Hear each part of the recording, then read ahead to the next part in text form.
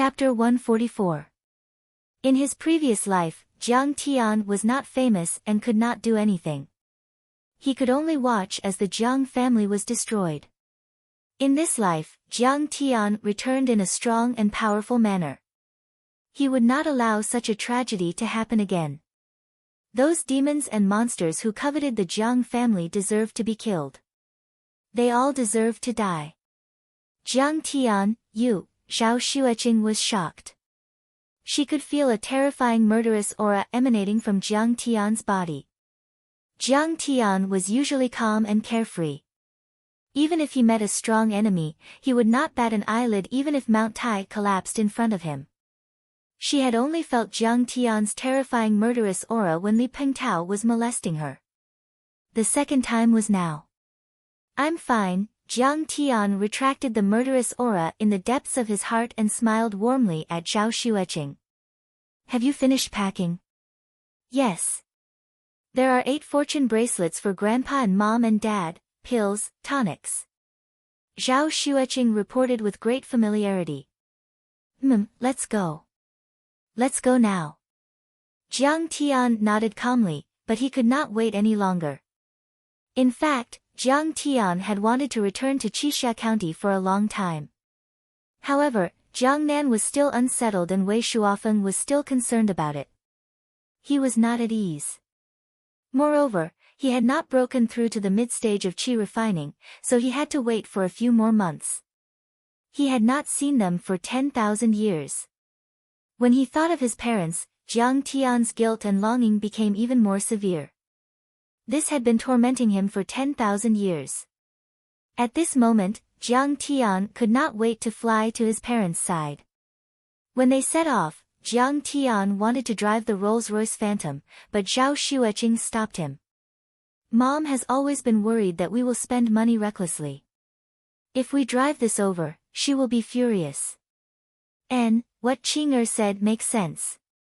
Then let's drive your Chevrolet." Jiang Tian nodded.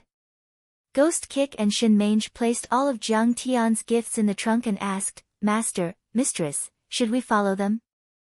"Ghost Kick, you stay at home and take care of the house. Mange, you come with us," Jiang Tian said with a faint smile.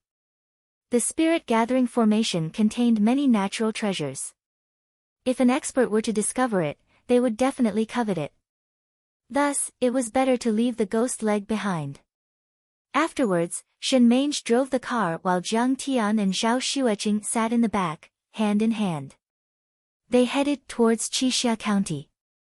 Lingnan was located in the southern part of Huaxia, while Jinling was located in the Jiangsu province. It was located in the eastern coastal area of Huaxia, separated by Gan Province and Insignia Province. Along the way, the Chevrolet only arrived at the highway intersection of Qixia County in the evening of the second day. On the way, he received a call from his father's chauffeur, Little Son, saying that he would send a car to pick him up. Jiang Tian politely refused. "Brother Son, forget it. I'm driving my own car. Don't worry about it." After exiting the highway intersection, a Porsche Cayenne stopped at the intersection. A tall and sloppy young man wearing a leather jacket stood beside the car. When he saw Jiang Tian's car coming over, he waved his hand vigorously. Shen Mange stopped the car. Just as Jiang Tian got out of the car, the young man had already rushed over. "Jiang Tian, you're not loyal." After the young man and Jiang Tian hugged tightly, he punched Jiang Tian's chest. His eyes were red as he glared at Jiang Tian and roared, "I'll kill you. It's been 3 years. Where the hell have you been? I've been looking for you for 3 years." Zhao Xueqing and Shen Mange were surprised. They didn't expect that the young man, who had just hugged Jiang Tian so passionately and even shed 2 lines of tears, would hit Jiang Tian in the blink of an eye. Jiang Tian looked at the angry young man and sighed in his heart, "Marshal Zhen, when did I go to Linzhou to hang out? I went to the outer space to hang out for 10,000 years. Alright, Marshal Zhen, Jiang Tian is different now. It's not convenient for him to come back."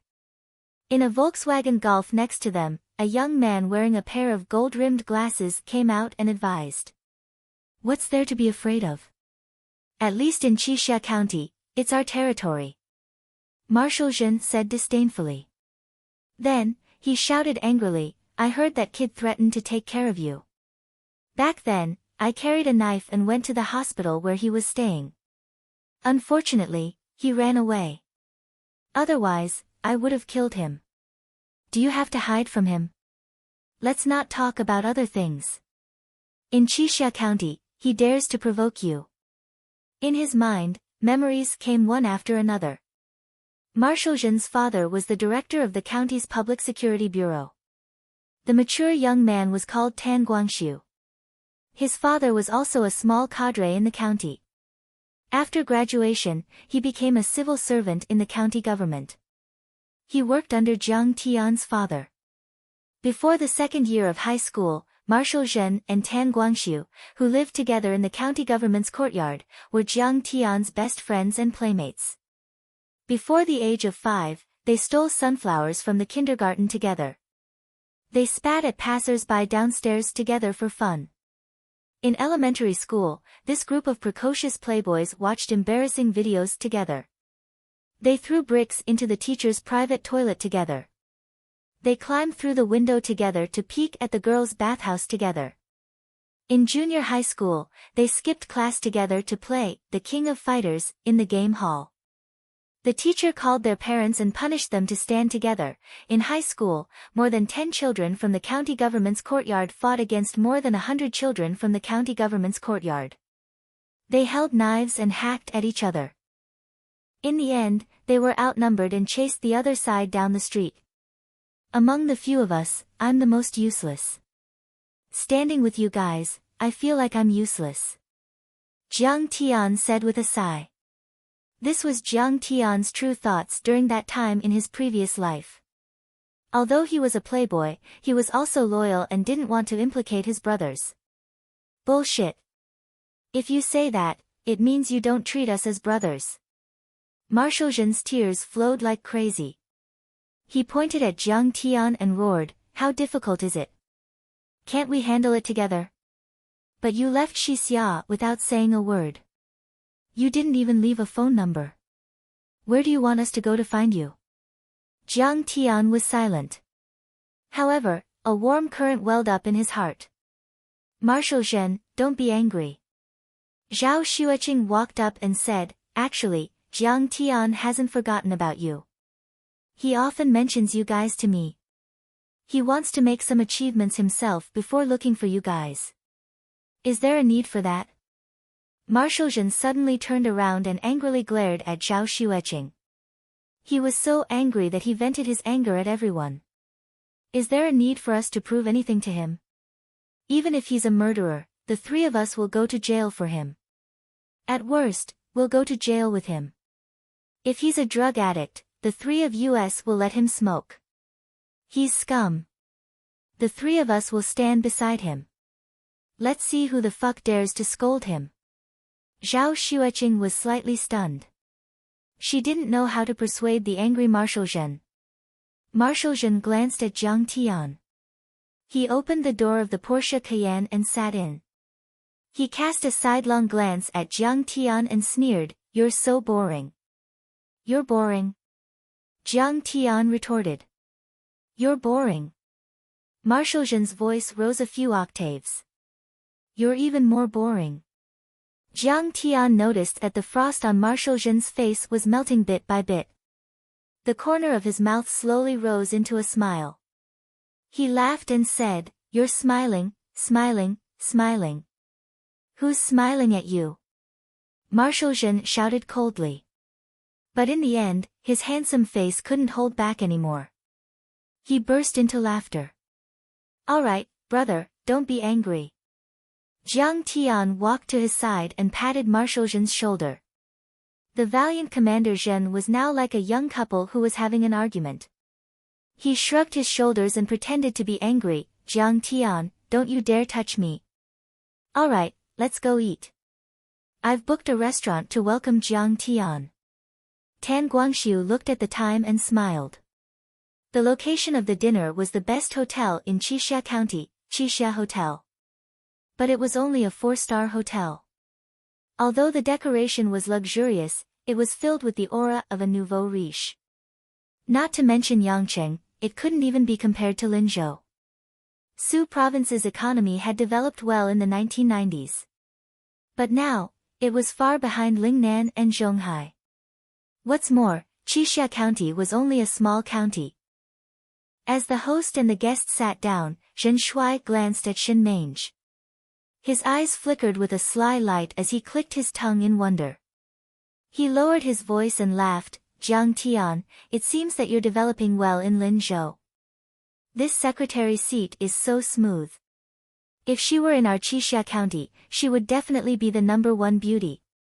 He squinted his eyes and laughed. "If there's something to do during the day, the secretary will do it at night. Stop fooling around. Your sister-in-law is here." Jiang Tian was embarrassed. He was afraid that this guy would talk about the embarrassing incident of him picking up girls and fishing for rich guys. It would damage the glorious image he had painstakingly created in front of his beloved wife. Shen Mange, who was pouring tea for everyone, chuckled. "Young Master Zhen, you're mistaken. I'm Jiang Tian's maid." Maid? Hearing this, Marshal Zhen couldn't believe it and stood there in a daze. This guy was originally a playboy. He immediately thought of 3 possibilities and laughed. "Oh, the woman who serves you at night? You often do this kind of thing when you're in Jinling." Okay, stop talking nonsense. Let's eat and drink." Jiang Tian's head was filled with black lines. This guy had touched a sore spot. Seeing that Zhao Xueqing only smiled and wasn't angry, he felt relieved. Tan Guangxiu was mature and steady. He and Jiang Tian talked about their parents' recent situation. However, Marshal Zhen was very talkative and talked about everything. "Jiang Tian, I've successfully entered the circle of Jinling's young masters." Marshal Zhen's face was red from drinking. He boasted, "I've drunk with Jinling's young master Sun Hao a few times. His business is very big. Compared to him, my business pales in comparison." Marshal Zhen's personality was lively. He used to work in the armed police. After he retired, he didn't follow his father's arrangement and became a police officer. Instead, he started doing business in Jinling and Qixia County. Earth, stone, sand, metal, pipes, and so on. He made a lot of money. Hearing the 2 words Sun Hao, Jiang Tian's handsome face was covered in a layer of frost. He clenched his fist, and with a crack, the cup shattered. His eyes were filled with killing intent. In his previous life, it was one of the 3 major families, the Sun family, that forced the Medicine King Group to go bankrupt. Even the car accident on the highway might have been caused by him. This hatred had tormented Jiang Tian for 10,000 years. Whenever he thought about it, his hatred would reach the heavens and the demon in his heart would be deeply planted. "In this life, when I return, I'll make sure you're in a life and death situation and destroy your family." Chapter 145. The young master of Jinling's Sun family. He's in the real estate business, right? Tan Guangxiu, who had been quietly eating, suddenly asked. "That's right, it's him." Zhen Shuai smiled. "Those young masters basically drive sports cars like Maserati and Lamborghini. It's embarrassing to put my Porsche Cayenne in front of them." Tan Guangxiu's face turned gloomy as he frowned. "Don't you know that he has a real estate project in Qixia County?" Zhen Shuai smiled awkwardly as his eyes turned gloomy. "He has so many projects that I can't even count them all. How would I know?" Seeing this, Jiang Tian silently drank a cup of wine and sighed in his heart. "Looks like Zhen Shuai isn't doing well in Jinling. You've suffered a lot. Zhen Shuai, you better stay away from Sun Hao. He's not a good person." Tan Guangxiu said solemnly as he gently placed the teacup on the table. "What do you mean?" Zhen Shuai was puzzled. Tan Guangxiu's face sank as he frowned. Do you know why Jiang Tian's mother has been so worried recently? It's because of this Sun Hao. Why is my mother worried? Jiang Tian asked with a frown. In his previous life, he only went back to clean up the mess after the Jiang family was completely destroyed. As for the details, he wasn't clear about it. So it's like this. Hearing Tan Guangxiu's words, Jiang Tian finally understood.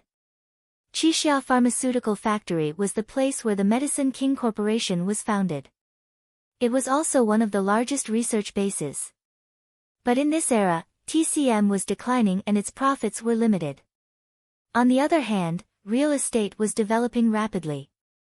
Jinling's Sun family's Dynasty Real Estate Group had long set their eyes on the pharmaceutical factory. Dynasty Real Estate Group controlled the Tiandan Pharmaceutical Company and ordered 100 million worth of goods from Zhang Wanqing with a deadline of 3 months. And if they violated the contract and couldn't guarantee the quality of the goods, they would have to pay a compensation of 1 billion. This year, the Medicine King Corporation's products weren't selling well under the pressure of the Chen family's herbal group. Zhang Wanqing was naturally very happy to receive this order. She used all the funds of the branch company to purchase raw materials and started the production at full capacity. Unexpectedly, when the goods were delivered a month ago, CEO Ma of Tianduan Pharmaceutical was picky. He took out the test results of the Provincial Food and Drug Administration and said that the product did not meet the standards. He refused to accept it and demanded 1 billion yuan in compensation. He even sued Zhang Wanqing in court. With the support of Sun Hao, who had a powerful background and had bribed everyone, how could Zhang Wanqing not lose the case? He had to pay $1 billion in compensation, and he also had to pay $100 million for the goods. One had to know that it was 2007. 1 billion was a huge sum of compensation for the Medicine King Group, whose capital chain was already in jeopardy. They could not afford it at all. The Tianyan Group offered to dismantle the Qixia Pharmaceutical Factory and compensate the Tianyan Group with land. Only now did Zhang Wanqing and the others realize that Sun Hao was behind all of this. However, the lawsuit had already been lost. Zhang Wanqing and the Jiang family were helpless and could only wait for them to forcefully demolish the building. Hearing this, Jiang Tian completely recalled everything. He clenched his fists and his face became as gloomy as water. His father being framed and imprisoned, and the forced demolition of the Qixia Pharmaceutical Factory, had all happened during this period. His father was still a county magistrate and could still say a few words in the standing committee. If Sun Hao wanted to get this piece of land, he must first get rid of his father, who was the biggest obstacle. Originally, under the attack of the Chen family of Jinling and the Herbal Group, the Medicine King Group was already in imminent danger. The forced demolition of the Qixia Pharmaceutical Factory, the most important production base, along with the destruction of the scientific research equipment and many patented formulas purchased at a high price, was the last straw that broke the Medicine King Group's back. Sun Hao, is it? In my previous life, you repeatedly humiliated me and beat my Jiang family until we couldn't fight back. This time, when I return, I must consign you to eternal damnation and put you in a dilemma between life and death. A sharp murderous intent flashed in Jiang Tian's eyes. This Sun Hao is actually such a bastard.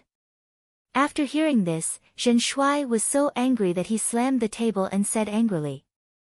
Zhen Shuai, what I mean is, if you and Sun Hao are familiar with each other, can you ask him to give you a way out? After 2 years of experience in the officialdom, Tan Guangxiu had become very calm. When considering problems, he pointed out the pros and cons. He was flexible and put his emotions at the back. Zhen Shuai suddenly took a sip of white wine and his face turned red. He looked at the dreary night scene outside the window and was silent for a long time. Then, he lowered his head and said with an ashen face, "Little Tian Guangxiu, actually, I was lying to you." Without waiting for Tan Guangxiu to ask, Zhen Shuai laughed at himself and said, "At that time, I saw Sun Hao at an underground racing track in Jinling.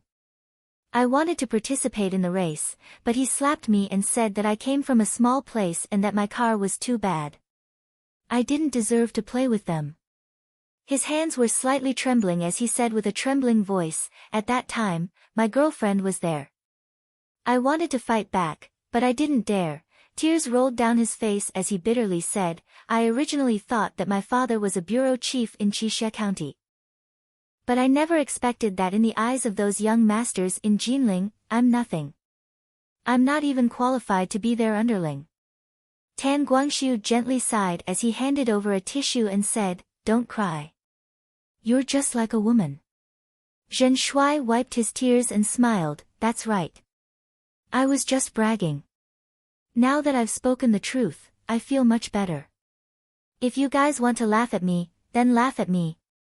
Tan Guangxiu pondered for a brief moment before he patted Zhen Shuai's shoulder and said, "If you really can't do it, then don't go to Jinling. Isn't your hometown good enough?" Zhen Shuai shook his head and sighed, "My father is going to retire this year. When the time comes, no one will give face to my father. How am I going to do business?" He gritted his teeth and said, "I must take root in Jinling. One day, I will climb above their heads. I will give that bastard son a slap and give him a good scolding. Sun Hao, right? I'll make him kneel before you and apologize within a week."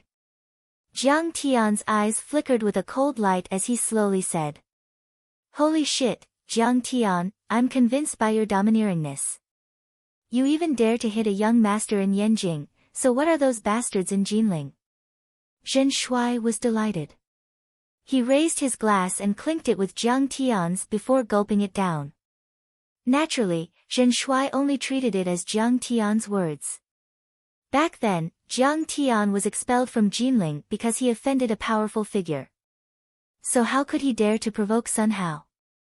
Sun Hao was a young master in Jinling with a powerful background. Even the entire Jiang family couldn't afford to offend him. Jiang Tian couldn't fall in the same place twice. Otherwise, he would be a fool. "Jiang Tian, don't be impulsive." Tan Guangxiu took it seriously. He frowned and advised, "From what I know, Sun Hao is different from Chen Bo and the others. It's said that this person's background is very complicated. He controls a society and has guns in his hands." Jiang Tian didn't find this strange. In 2007, Huaxia's business circle was still in the stage of barbaric growth. The rule of law wasn't perfect, and those involved in real estate were often inextricably linked to local societies. Seeing his old friend's anxious face, Jiang Tian nodded and said, "I understand. Don't worry, the atmosphere was a little heavy." Jiang Tian started to talk about some interesting childhood stories with them, and everyone's mood gradually relaxed. In Qixia County, Chen Jinming and Cheng Yi were also very close to Jiang Tian. However, the two of them didn't develop in Qixia County. Chen Jinming was the most promising among their brothers. After high school, his family arranged for him to go to university in America. Now, he had less contact with them and hadn't come back even once in a few years. In fact, in his previous life, after the Jiang family's situation, Jiang Tian had contacted Chen Jinming, who worked at Tiger Fund Corporation on Wall Street. And Chen Jinming really did come back with the title of an elite on Wall Street. He pulled in investments from investors all over the world to save the Medicine King Group. But at that time, the fundamentals of the Medicine King Group were already broken. Although Chen Jinming was quite talented in finance and spent a lot of effort, even losing tens of millions of USD, the Medicine King Group was still controlled by the other three big families in Jinling. It was because of his apology and gratitude to Chen Jinming that Jiang Tian, who knew that the financial crisis in America was coming, made an overseas call to Chen Jinming in May of this year, asking him to short American subprime real estate mortgage bonds. With Chen Jinming's shrewdness and good judgment, he should have made a lot of money from this subprime mortgage crisis. And Cheng Yi's background was even more mysterious. When the Jiang family was in danger, he once told Jiang Tian that there might be martial artists behind them. He even suggested using special methods to help Jiang Tian, but at that time, Jiang Tian didn't know about the existence of these things. When he told his family, they politely refused. Ha, General Guangxiu, I saw General Zhen's lousy Kayan coming in from downstairs. You are all here. The three brothers were chatting happily when suddenly, the door was pushed open and a fat man with a big belly walked in with a mocking face. Beside him, there was a tall and beautiful woman who was still wearing a miniskirt in the cold of autumn.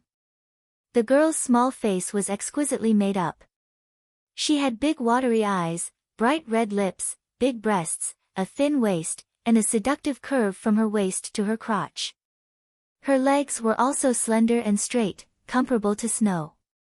In this small town, she looked particularly fashionable and youthful, like a crane in a flock of chickens.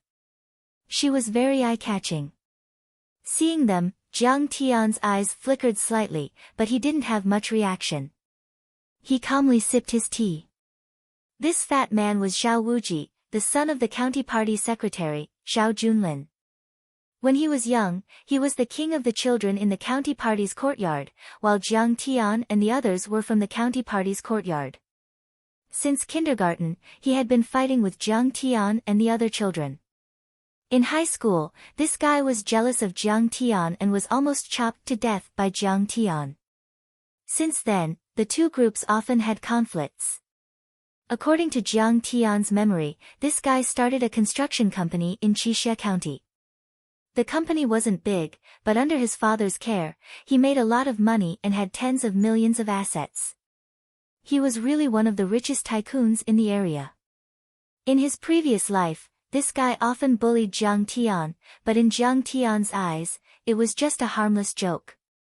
There was no deep hatred between them. Jiang Tian had been cultivating for 10,000 years and had seen too many ups and downs. Why would he care about a passerby like him? My car is old, your car is new. What's so great about driving a Mercedes-Benz? Get out of here, you're not welcome here. The mature Tan Guangxiu only smiled and didn't say anything. However, Zhen Shuai's face was full of disdain, and his eyes were about to fly out of his eye sockets. Zhen Shuai, I'm here to tell you something. Talk to Jiang Tian's mother and ask her to give up the land. It won't be good if there's a forced demolition. Zhao Wuji was a very boring and thick-skinned person. He wasn't angry. In fact, the angrier you were, the happier he was. At that moment, the young girl behind Zhao Wuji pulled his sleeve and said coquettishly, "Look at who that is." Oh my God! Isn't this the great playboy of Jiang Tian? I heard that you're so awesome that you beat up some young master in Yanjing. Now you're so awesome that you're in outer space. Why are you back? Zhao Wuji suddenly slapped his thigh and said sarcastically. Chapter 146. Zhao Wuji held Jiang Tian's hand passionately and teased, "What's wrong? You can't make it. I think you drove a Chevrolet back home. That car is only 100,000, it's too shabby. It's not worthy of your status.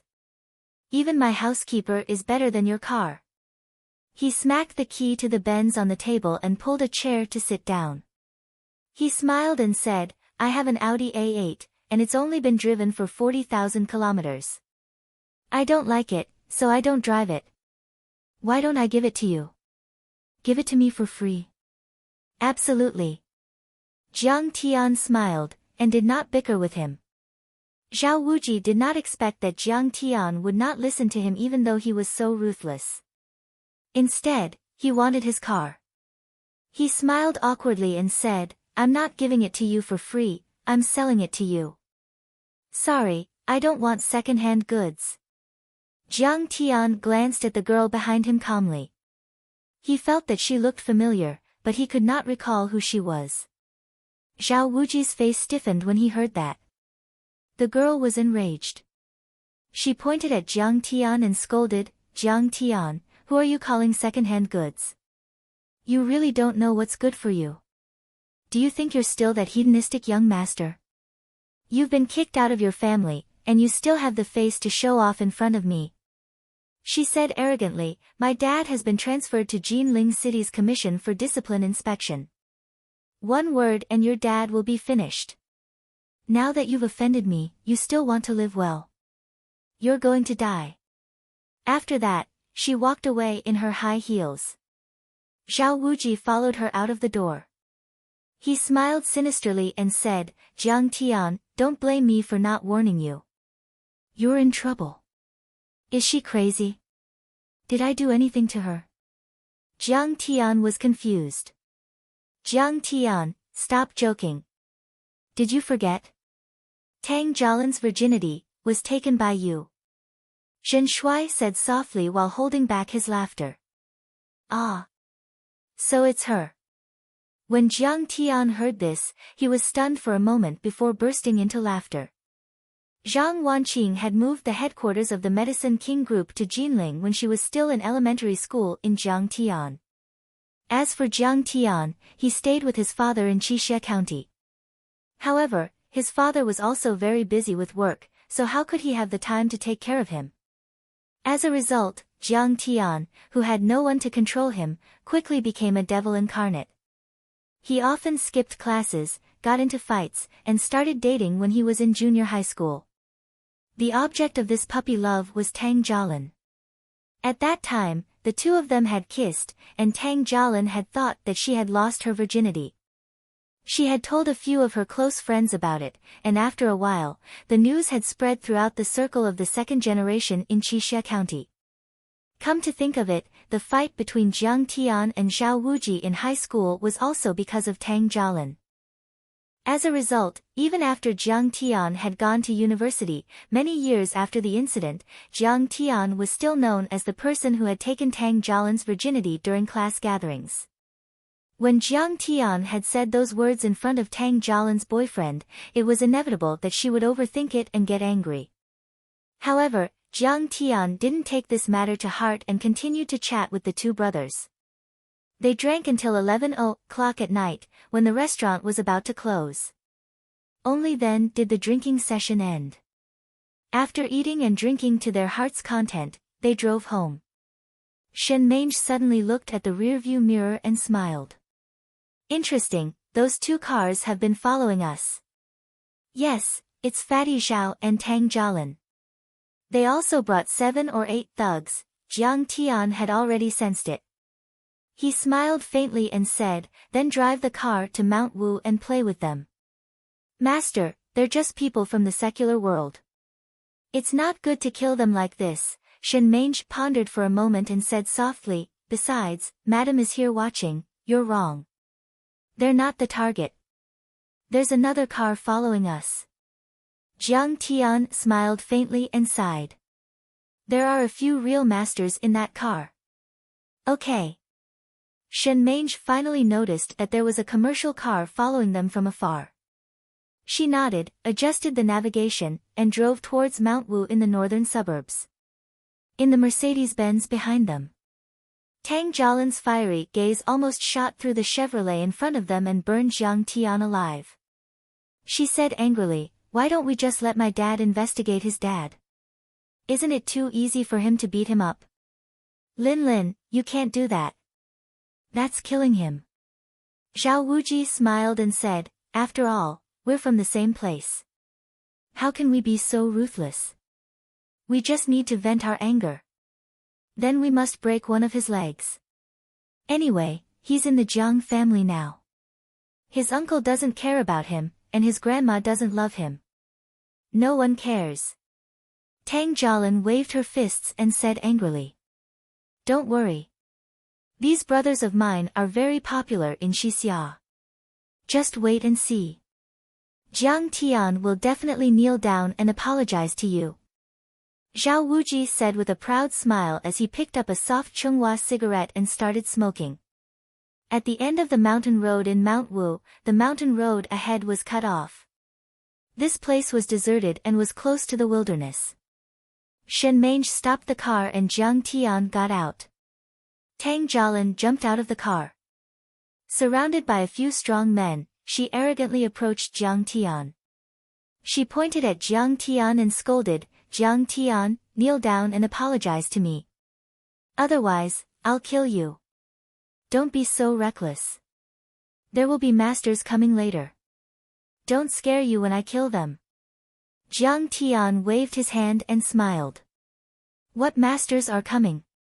You're going to kill them? Tang Jialin was slightly taken aback. Then, she said with disdain, are you bragging, or have you been scared silly by me? In his opinion, Jiang Tian was just a good-for-nothing young master who had lost his power.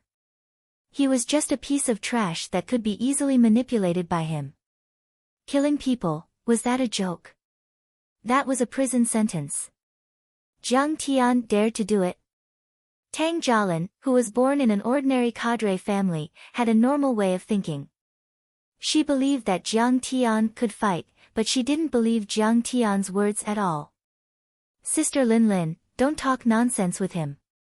I'm going to cut his hamstring, one of the strong men said fiercely with a sharp knife in his hand. At this moment, Jiang Tian looked at the dense forest on the mountain peak and said coldly, aren't you tired after following me all the way? Hurry up and come out. I still have to take care of you and go back to sleep with my wife. Where is he? Is he crazy? He's just bluffing. Hurry up and kill him. Everyone glanced at the dense forest and found nothing unusual. Then, they pointed at Jiang Tian and scolded him. Master Kong is indeed powerful. The old man is here. Suddenly, a chilling aura came toward them. A few people slowly walked out of the dense forest. The leader of the group was a skinny, dark-skinned man in his 50s. He wore a loose yellow monk's robe and wore hemp shoes on his bony feet. He held an alms bowl in one hand and a pitch-black monk's staff in the other. If Hua Xia's Dharma spell masters were here, they would have screamed in fear. He was the #1 evil monk in Southeast Asia, Baong of Kuan-Tian. His Dharma spell mastery had reached the level of initial ethereal enlightenment. He was an expert in dark arts such as Tame Head. He could kill people from 100 miles away with Tame Head. The other person had a muscular upper body with lumps of meat sticking out. His skin looked like it was carved out of metal, shining with a strange luster. His sturdy arms were wrapped with hemp ropes, and his tiger-like eyes were bursting with light. His eyes were as gloomy as the devil's. He was unusually tall and his aura was domineering like a tiger that had just been released from its cage. It was unforgettable. If there was a martial arts expert here, he would also be terrified. This person was the ancient Muay Thai master Meng Kong. He had once dominated the underground boxing arena in Southeast Asia and had never lost a fight. His strength was comparable to Hua Xia's physique refinement grandmaster. Besides them, there was also a young man who wore casual clothes and carried a treasured sword on his back. He had an otherworldly temperament, and he was the eldest disciple of Star Continent's #1 expert, Wang Chongyan, Fan Tian. Jiang Tian did not know these three people, but he recognized the girl behind them. He immediately put his hands behind his back and sneered. Guo Lily, why are you following me? You followed me all the way from Linzhou to Jin City. Don't tell me you like me. Jiang Tian said disdainfully, don't get your hopes up. It's hopeless. You're too ugly and bad-tempered. You can't be compared to my wife. Humph, why would I like a barbarian like you? Guo Lily hated Jiang Tian so much that the roots of her teeth itched when she saw him. Now that she saw him teasing her, she was so angry that her whole body trembled. Her pretty face immediately turned cold.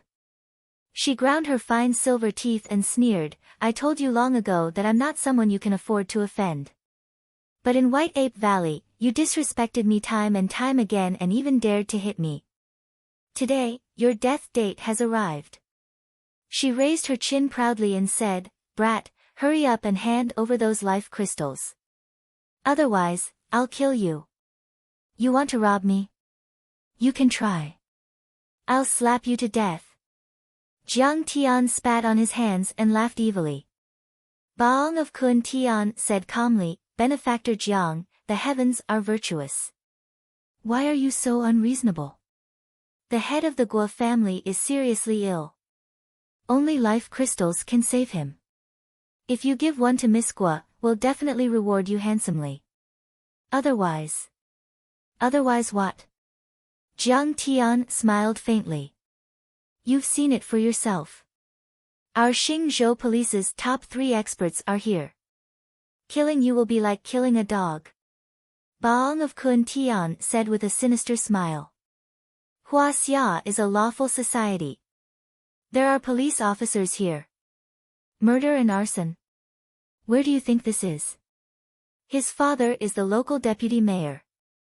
Mine is the deputy director of Jin City's disciplinary committee.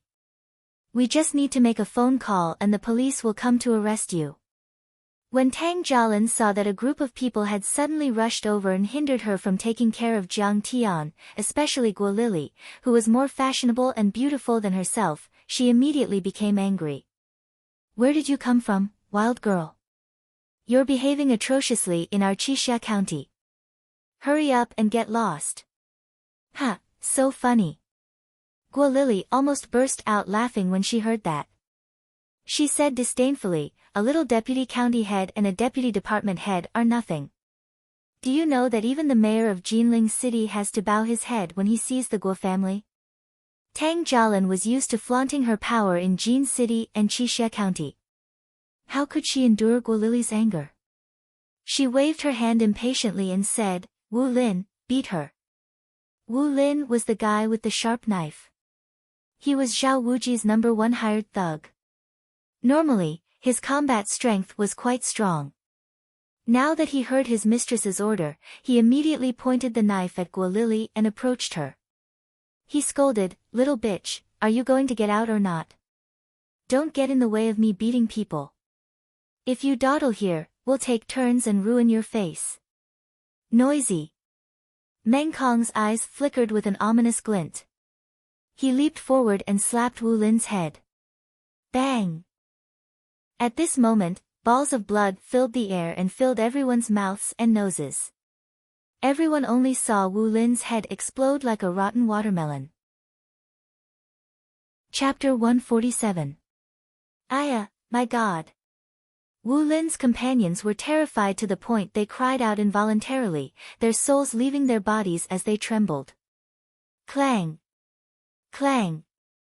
With a few clangs, weapons such as daggers and knives all fell to the ground from fright.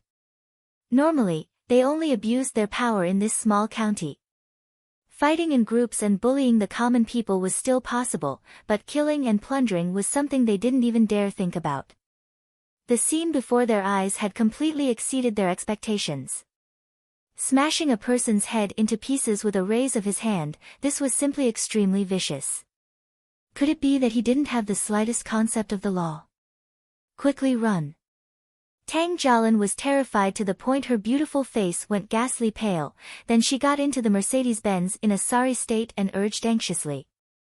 Zhao Yuanji, quickly start the car. Zhao Yuanji, who was originally hiding in the car with the intention of watching a good show, had long since been scared out of his wits, and he immediately started the car in a flurry when he saw this. The Mercedes-Benz was like an agile cheetah as it emitted a wave of low and powerful roars as it madly dashed out. Meng Kong, stop them, don't let them call the police. Ba Song of Heaven shouted in a low voice. Although they were strong, they were foreigners after all. If they were to start a massacre in Huaxia, they would surely encounter the military and police's siege, and it would be rather troublesome. Yes. Meng Kong replied, then his long legs moved and he'd already shot out explosively like an arrow, catching up to the Mercedes-Benz like a galloping horse. He stood before the car with steady footsteps, seeming to be extremely relaxed as he raised his hand and shouted. Stop! I'll kill you. At this moment, how could Zhao Yuanji care about anything else? He steeled his heart, clenched his teeth, and stepped on the accelerator to the max, causing the car to suddenly accelerate. Rumble. An enormous sound echoed out as the Mercedes-Benz collided with Meng Kong's legs. However, he only took a step back, and his feet firmly plunged into the asphalt road, forcefully causing the Mercedes-Benz to turn off and stop. The Mercedes-Benz seemed as if it collided with a large mountain as its 4 wheels flew into the air, then heavily fell down. The bumper and hood were severely deformed and damaged, and the front of the car emitted billowing black smoke. Oh my god, is he still human? Zhao Yuanji was scared to the point that his face went pale, the fat on his entire body ceaselessly trembled as he tightly hugged Tang Jialin, who was scared to the point tears streamed down her face. Whoever dares to run will die. Kneel. Meng Kong laughed savagely as he swept his gaze around the surroundings. Everyone was so frightened that they stopped in their tracks and knelt down on the ground one after another. All of them trembled and didn't even dare to move. Master Kun Tian, Senior Meng Kong, please capture this brat and force him to hand over the life crystals. Seeing this, Guo Lily's face was filled with pride as she shouted. Miss Guo, don't be in such a hurry. I want to rape you first. Meng Kong looked at Tang Jialin, whose appearance was so beautiful that it could be said that she was a peerless stunner, and laughed nastily. He smashed the glass window with one fist, and like an eagle catching a little chick, he carried her out of the car. Then hurry up. Guo Lily saw this and did not stop him. Instead, she urged him. She knew that not only was Meng Kong bloodthirsty, he was also lustful, and it was very difficult to stop him. Moreover, this damned girl had been disrespectful to her time and time again, causing her to burn with anger. At this moment, she was actually happy to see this happen. Help! Help! Her clothes were torn apart by Meng Kong in a few moves, and Tang Jialin was frightened to the point her beautiful face turned pale as she trembled and screamed shrilly. Suddenly, she saw Jiang Tian standing there leisurely, and she hurriedly shouted. Jiang Tian, save me! Didn't you say that you could kill them? If you save me, I'll accompany you to sleep. I'm still a virgin. Actually, she also didn't believe that Jiang Tian could deal with these terrifying experts. But now, the hired thugs were frightened to the point they knelt on the ground, and Zhao Yuanji was frightened to the point he wet his pants. Only Jiang Tian was standing there and was especially conspicuous. Even if there was only a trace of hope, she still had to grab onto it like a drowning person grabbing onto a life-saving straw. Seeing this, Jiang Tian lightly sighed. Meng Kong, is it? What ability does bullying a weak girl count as? If you still don't stop, I'll kill you. Stinking brat, you're too presumptuous. When Meng Kong heard these words, he instantly flew into a rage. He pulled up his pants and cast a sidelong glance at Jiang Tian. Do you know that my ancient Muay Thai has already reached perfection and is comparable to your grandmaster's? Killing you is like killing a chicken. Crocodile tail whip. He shouted out explosively, then stomped down towards Jiang Tian and rushed over explosively. A high whip kick swept towards Jiang Tian's neck. Ancient Muay Thai was known for its ferocious and violent attack power. Moreover, as an ancient inheritance, the condensed inner strength was abnormally strong. Subsequently, his leg violently swept out, and a crocodile formed from inner strength condensed behind him. This crocodile belonged to a primordial variant called the spiked crocodile. Its pupils were like needles, icy cold to the point it didn't contain the slightest trace of warmth. Saliva flowed from the corners of its mouth, and its sharp teeth were dense. Its entire body was black and shiny like armor, and on its back was a row of green spikes that were as thick as an infant's arm. Its long tail was like a steel whip as it swept towards Jiang Tian. What the hell is this thing? Heavens, why did a crocodile appear? Zhao Yuanji and the group of companions were all dumbstruck from shock, their eyes dazzled and their minds shook as they utterly didn't dare believe their eyes. Jiang Tian, be careful. Tang Jialin cried out involuntarily and instinctively closed her eyes, not daring to look at the scene of Jiang Tian being kicked to death. She wasn't some great evil person, she only liked to throw her young mistemper and flaunt her strength. She wasn't willing to see Jiang Tian die an unnatural death. As far as she was concerned, Jiang Tian was only a profligate young master that didn't have the strength to truss up a chicken. No matter what, he wasn't a match for Meng Kong, who was strong like a rhinoceros or an elephant. Although Meng Kong's ancient Muay Thai is condensed with inner strength, it's comparable to the true chi of a grandmaster in the martial Tao of Hua Xia. When he saw this, Baong of heaven of earth put his palms together with an expression of admiration. As far as he was concerned, Meng Kong couldn't kill Jiang Tian on the spot, but he would absolutely be able to injure Jiang Tian. Jiang Tian, now you know the ability of my Guo clan, right? Guo Lily was immensely complacent as she gritted her teeth and shouted coldly, seeming as if Jiang Tian would be deader than dead in the next moment. Is that so? Is your fleshly body very strong? Let me see exactly how strong it is. I want to use this pair of hands to smash your head into pieces. Jiang Tian smiled indifferently, then rolled up his sleeves to reveal a hand that was even more delicate than a girl's, and was crystalline and translucent to the point it seemed as if it was carved from jade. Subsequently, Jiang Tian greeted it with an extremely simple punch. Boom! Fist and leg collided together. Meng Kong's right leg that seemed as if it was cast from iron was like paper that shattered with a bang. Fresh blood gushed out like a tide, and minced flesh and broken bones scattered out in all directions like a celestial maiden scattering flowers. Under the bombardment of Jiang Tian's boundless strength, Meng Kong's thick body that was tall like a mountain flew up weightlessly like a rag doll. Meng Kong was still screaming miserably in midair when Jiang Tian had already followed up with a step, then his left palm slapped down and directly slapped Meng Kong's head into his abdomen. Along with Jiang Tian's palm slapping down, Meng Kong's body split apart and fell in all directions. Whereas Jiang Tian's white clothes weren't stained with blood, as if all of this had never happened.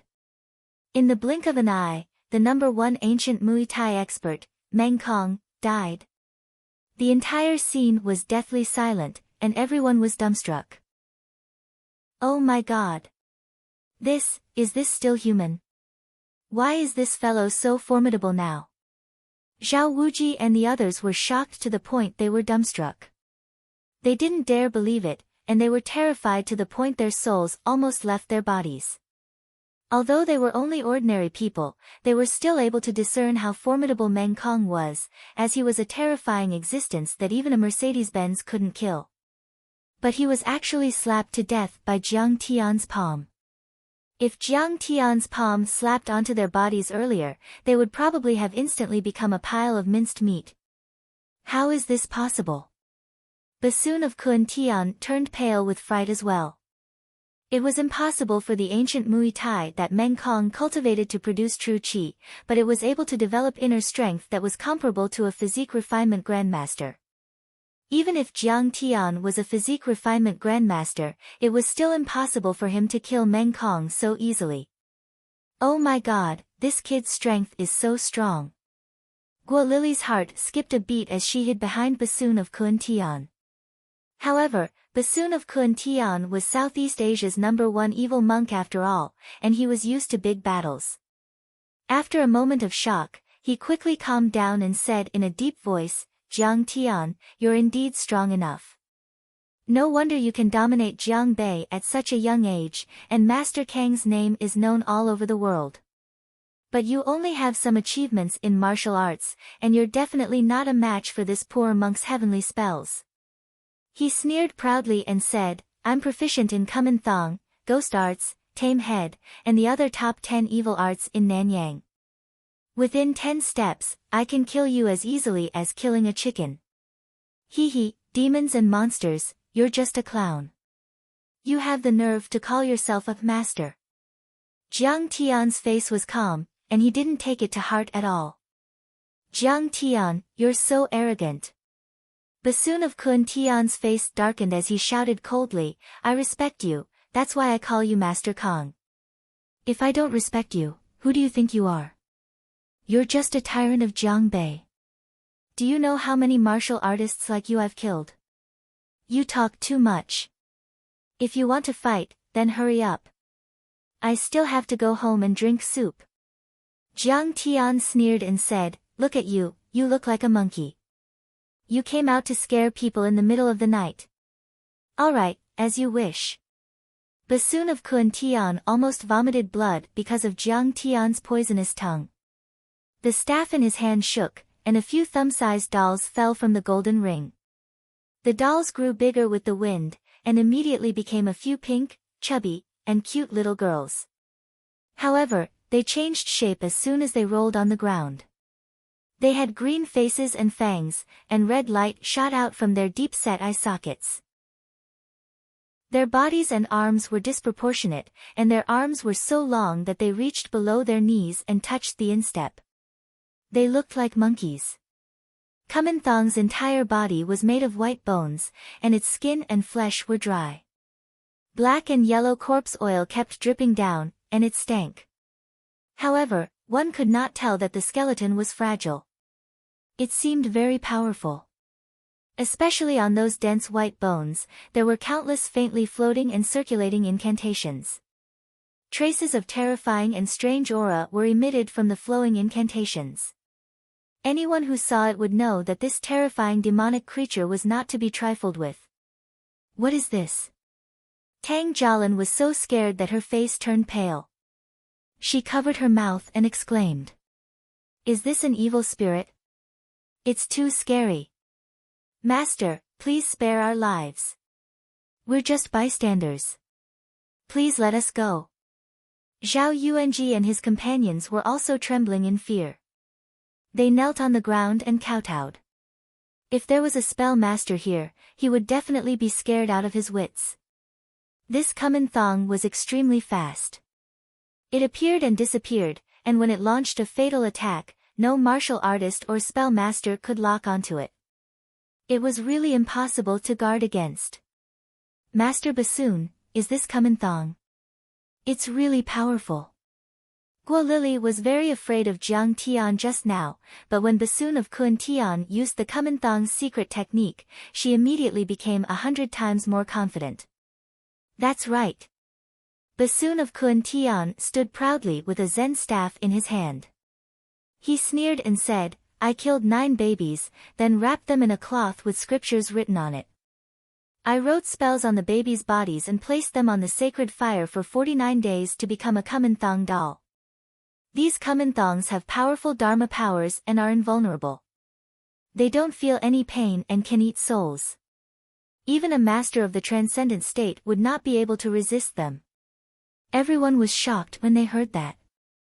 They felt as if they had fallen into an ice cellar. Chapter 148. Killing babies cruelly and roasting them into thumb-sized puppets wrapped in scriptures. How cruel and terrifying was that? Mange, what is this? It looks so scary. In the Chevrolet, Zhao Shueqing asked curiously with a frown. This is called Kumanthong. Shen Mange had a certain understanding of spells after all, so she immediately explained. Kumanthong meant golden child in Chinese. It was a strange holy object that had been passed down in Thailand for hundreds of years. It could bring considerable wealth to the person who supported it, but it was also very fierce and dangerous. On one hand, they had to find babies and kill them. The crueler the method, the stronger the resentment of the child, and the stronger the evil spirit could be created. Other than that, they had to carve runes and chant scriptures. Only then could the vengeful spirit listen to their orders. The monks in Thailand were called Venerable Father. Legend had it that the first Kumanthong was born from Venerable Father. However, later on, the process of making Kumanthong went against the monks' commandment not to kill. Therefore, some of the monks returned to the secular world and made Kumanthong, or learned the process from the secular world. These people were called Azan in Thailand, which meant teacher. They were special witchcraft masters or mages. Since then, the technique of making Kumanthong became popular in Thailand. There were often cases of Azan killing children to make Kumanthong. However, Azan was so powerful that even the police couldn't do anything about it. After hundreds of years of development, the Kumanthong technique was getting stronger and stronger, and the evil spirits created were getting stronger and stronger. Jiang Tian, run. Call the police. Tang Jialin was desperate. Jiang Tian was no match for him. Perhaps there was a chance of survival if she called the police. How dare you talk nonsense in front of me when you're just a little bit of zombie refinement? Jiang Tian shook his head in disdain. Die. The heavenly earth pine tree's face turned green from Jiang Tian's anger. He pointed his staff at Jiang Tian and shouted. Kumanthong suddenly disappeared as if it had entered another space. The next moment, it appeared around Jiang Tian. Many Kumanthongs opened their mouths and bared their fangs. They waved their long arms and clawed and bit at Jiang Tian. Their movements were extremely violent and as fast as lightning. Thunder, come! Jiang Tian held a piece of black wood in his hand and shouted in a calm tone. Immediately, bolts of lightning that were as thick as an arm appeared on the wood. They flickered like silver snakes, dancing wildly and winding like pythons, striking towards the Kumanthong in all directions. Fuck, so Jiang Tian is the god of thunder.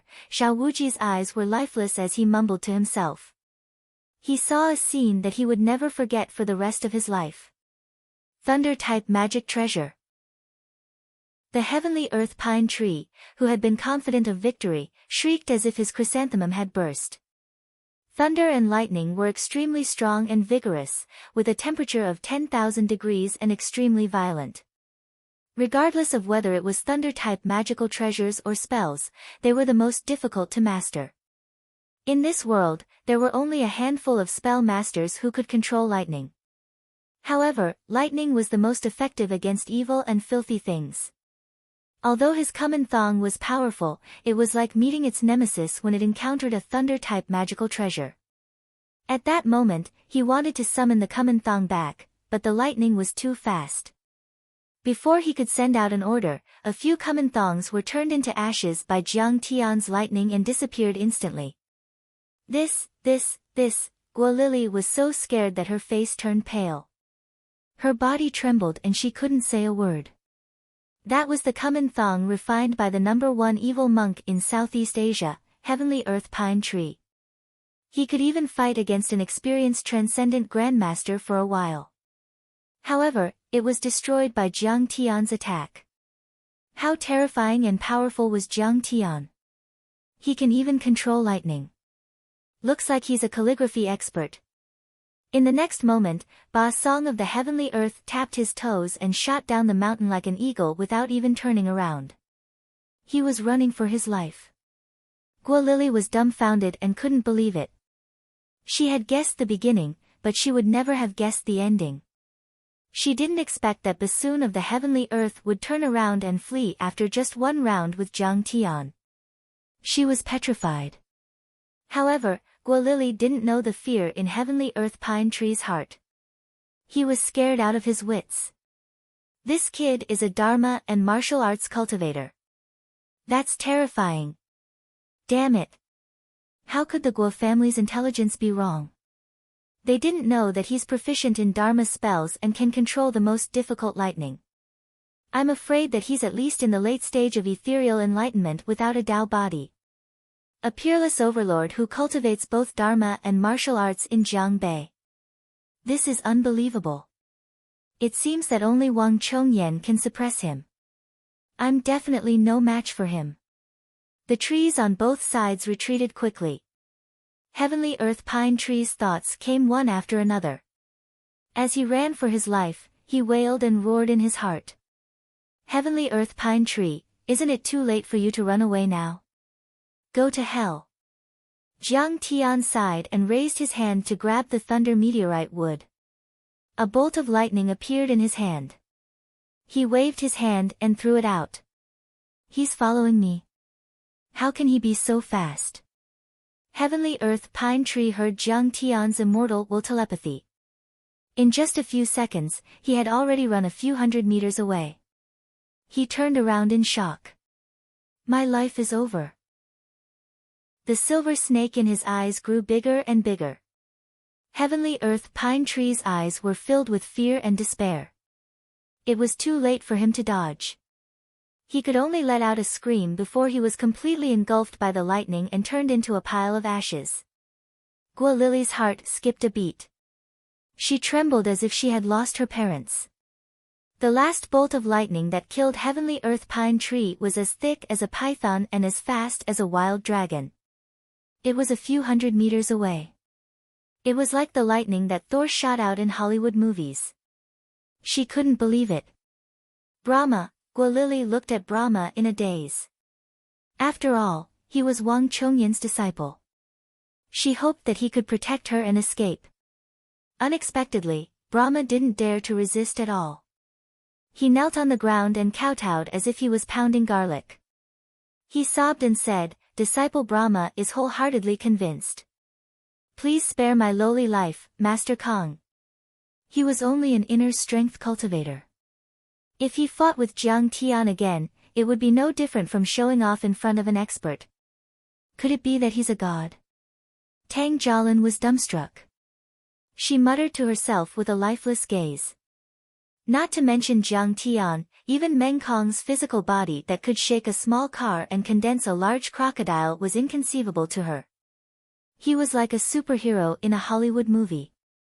When she saw Jiang Tian controlling lightning and throwing it, she felt even more inconceivable.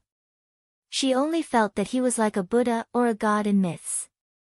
As for Zhao Wuji, his intestines were green with regret. Lingering fear filled him as he trembled uncontrollably. What the hell was he doing? He actually fought with Jiang Tian for a woman and even wanted to cripple him. Wasn't this courting death? Guolili, how should we settle this debt between us? Jiang Tian looked at Guolili and put away the thunder meteorite wood. This was something he obtained from Shenong school and refined into a thunder-type artifact. It could be used multiple times and was quite handy. I'm willing to use money to buy my life. An unprecedented sense of danger arose in Guolili's heart. She was so scared that her delicate body went limp. She staggered back as if she saw a demon god. Now, in her eyes, Jiang Tian was really too terrifying. She was afraid that the entire Guo family wouldn't be able to stop him. Do you think I'll care about a mere amount of money? Jiang Tian smiled disdainfully and said indifferently, "That day in the valley, I warned you that if you dare to be disrespectful to me again, I'll annihilate your entire Guo family. Do you think I'm joking?" You. Guolili was so scared that she took a few steps back. She forced herself to calm down and said, "Master Kong, it's better to squash enmity than keep it alive. Master Kong may be powerful, but my Guo family's assets are hundreds of billions. We can do whatever we want in Singapore. We're on good terms with Master Wang Chongyan of the Singapore Club. We're not to be trifled with. Even if you're not afraid, what about your family, lovers, and friends? You dare to threaten me? Do you want to die?" Jiang Tian's face darkened and he flicked his finger. A silver lightning snake coiled around his fingers like an obedient kitten. Seeing this, Guolili was so scared that she knelt on the ground with a thud. Her delicate body trembled violently and tears fell like rain. She said in a trembling voice, "Master Kong, I'm not threatening you at all. I'm just stating the facts." Suddenly, she had an idea. She hugged Jiang Tian's legs and rubbed her full breasts against Jiang Tian's calf. She raised her tear-stained face and put on a pitiful expression. She tried to use a gentle attack and pleaded, "Jiang Tian, as long as you don't kill me, I'm willing to be your woman. I'll listen to you and treat you gently. When the time comes, you'll be in control of the Guo family in Nanyang. Isn't that great?" The Guo family. She's Guolili from the Guo family in Nanyang. She came here to invest some time ago. Suddenly, Tang Jialin exclaimed. Her beautiful eyes widened and her face was filled with disbelief. Her full breasts rose and fell violently. The Guo family in Nanyang. She heard that they were worth hundreds of billions and had a powerful background. Now, the daughter of the Guo family was going to be Jiang Tian's wife. This. Jiang Tian is too lucky, isn't he? Zhao Yuanji also came to his senses. He could not believe it and was filled with envy, jealousy, and hatred. Originally, he had captured Tang Jialin's heart and was rather proud of himself. He thought that he had won over Jiang Tian. Now, he realized that this woman had such a powerful background. Compared to Guolili, Tang Jialin was instantly overshadowed. It was like a chicken meeting a phoenix. You vulgar women are so ugly. You always like to seduce others with your looks. How ridiculous. Jiang Tian kicked her away and said mockingly, "Why don't you take a piss and look at yourself in the mirror? Do you deserve to be my woman? You don't even deserve to be my slave or maid." Jiang Tian, you, Guo Lily was instantly embarrassed. Her face was flushed red, but when she thought about it carefully, she realized that it was true. With Jiang Tian's power, he was probably on par with Wang Chengyan. She was indeed not worthy. In the Chevrolet, Zhao Xueqing noticed that Shen Meng's face was red and she was sweating. He could not help but ask with concern, "Menge, are you okay?" I'm fine," Shen Menge smiled awkwardly. She could not help but think of what Jiang Tian said in Mount Galuo City. Her heart was filled with bitterness. Jiang Tian pondered for a moment and suddenly said, "You've provoked me time and time again. 100 deaths are not enough to atone for your sins. I can spare your life, but I can't let you go." Chapter 149. Master Kong, please speak. Guo Lily saw a ray of hope and was instantly like a drowning person grabbing onto a straw. Her face was filled with excitement. "How about this? My father has been attracting investments recently and needs political achievements. Get Nanyang's Guo family to invest 10 billion here." Jiang Tian said indifferently. "Okay, no problem." Guo Lily thought for a moment and agreed. With her ability, it was a little difficult to move the Guo family's investment of 10 billion, but it was not impossible if she worked hard. "Also, you, Guo Lily, still owe me 10 billion. Prepare it, I'll go get it at any time." Jiang Tian said leisurely. "Ah. 10 billion, Jiang Tian, do you know what 10 billion means?" Guo Lily was instantly a little frantic. It was true that the Guo family was rich, but most of it was hotels, real estate, ships, mines, and other fixed assets. Their liquid capital was only 10 billion. This is the price of 2 lives. Other than your life, there's also your grandfather's. Jiang Tian smiled faintly and took out a medicinal pill. "If you agree, this medicinal pill can help your grandfather extend his lifespan by 10 years. Really?" Guo Lily did not dare to believe it. If it was calculated like this, it was actually quite worth it. After all, they went to Shenong school to ask for medicine for her grandfather, and in the end, they had once offered a sky-high price of 5 billion. However, what the other party needed was great medicine and ancient treasures, not cash. Both parties did not come to an agreement. She took a deep breath and said, "If this medicinal pill is effective, I can agree. However, I don't have so much cash, I can write an IOU to you first." Speaking up to here, a crafty look flashed across her eyes. "And, take the medicinal pill and prepare the contract tomorrow. Also, the investment is settled as soon as possible." Jiang Tian threw a concentrated vital essence pill to Guo Lily as if throwing away trash. Then, he casually shot out a fireball talisman and burned Meng Kong's corpse and bloodstains into ashes. "Yes. I'll prepare everything." Guo Lily stood up and walked down the mountain, accompanied by Brahma. "Eldest miss, isn't 10 billion a little expensive? Also, do you really want to invest?" asked Fan Tian with a frown as he recovered from the shock and fear after walking a long distance and getting into the MPV. "There's no problem with the investment. Investing in Huaxia's mainland has always been the family's established strategy." Guo Lily's eyes flashed with craftiness as she snorted, "But does he have the ability to take away the 10 billion? It's just an empty check. With Wang Zhongyan in charge of Singapore, I'm afraid he won't even dare to ask for it." What they didn't know was that Jiang Tian was standing on the top of the mountain, looking down at the leaving MPV and snorting coldly. "You want to go back on your word? What a joke." Tang Jialin's face was dull, and her eyes were absent-minded for a moment. The next moment, she looked at Jiang Tian in fear and trembled. She said to Zhao Wuji, "Wuji, let's go quickly." Although her memory was erased, she was still subconsciously afraid of Jiang Tian. Let's go quickly. She doesn't remember anything. Don't tell anyone about what happened today. Jiang Tian waved his hand at Zhao Wuji, who was at a loss. Jiang Tian, don't worry. Zhao Wuji also reached a new height. He nodded and smiled. From now on, you are my grandfather. As a grandson, how can I talk about my grandfather's matters? In this regard, Jiang Tian could only shake his head and smile bitterly. After solving this matter, it was already 2:00 in the morning.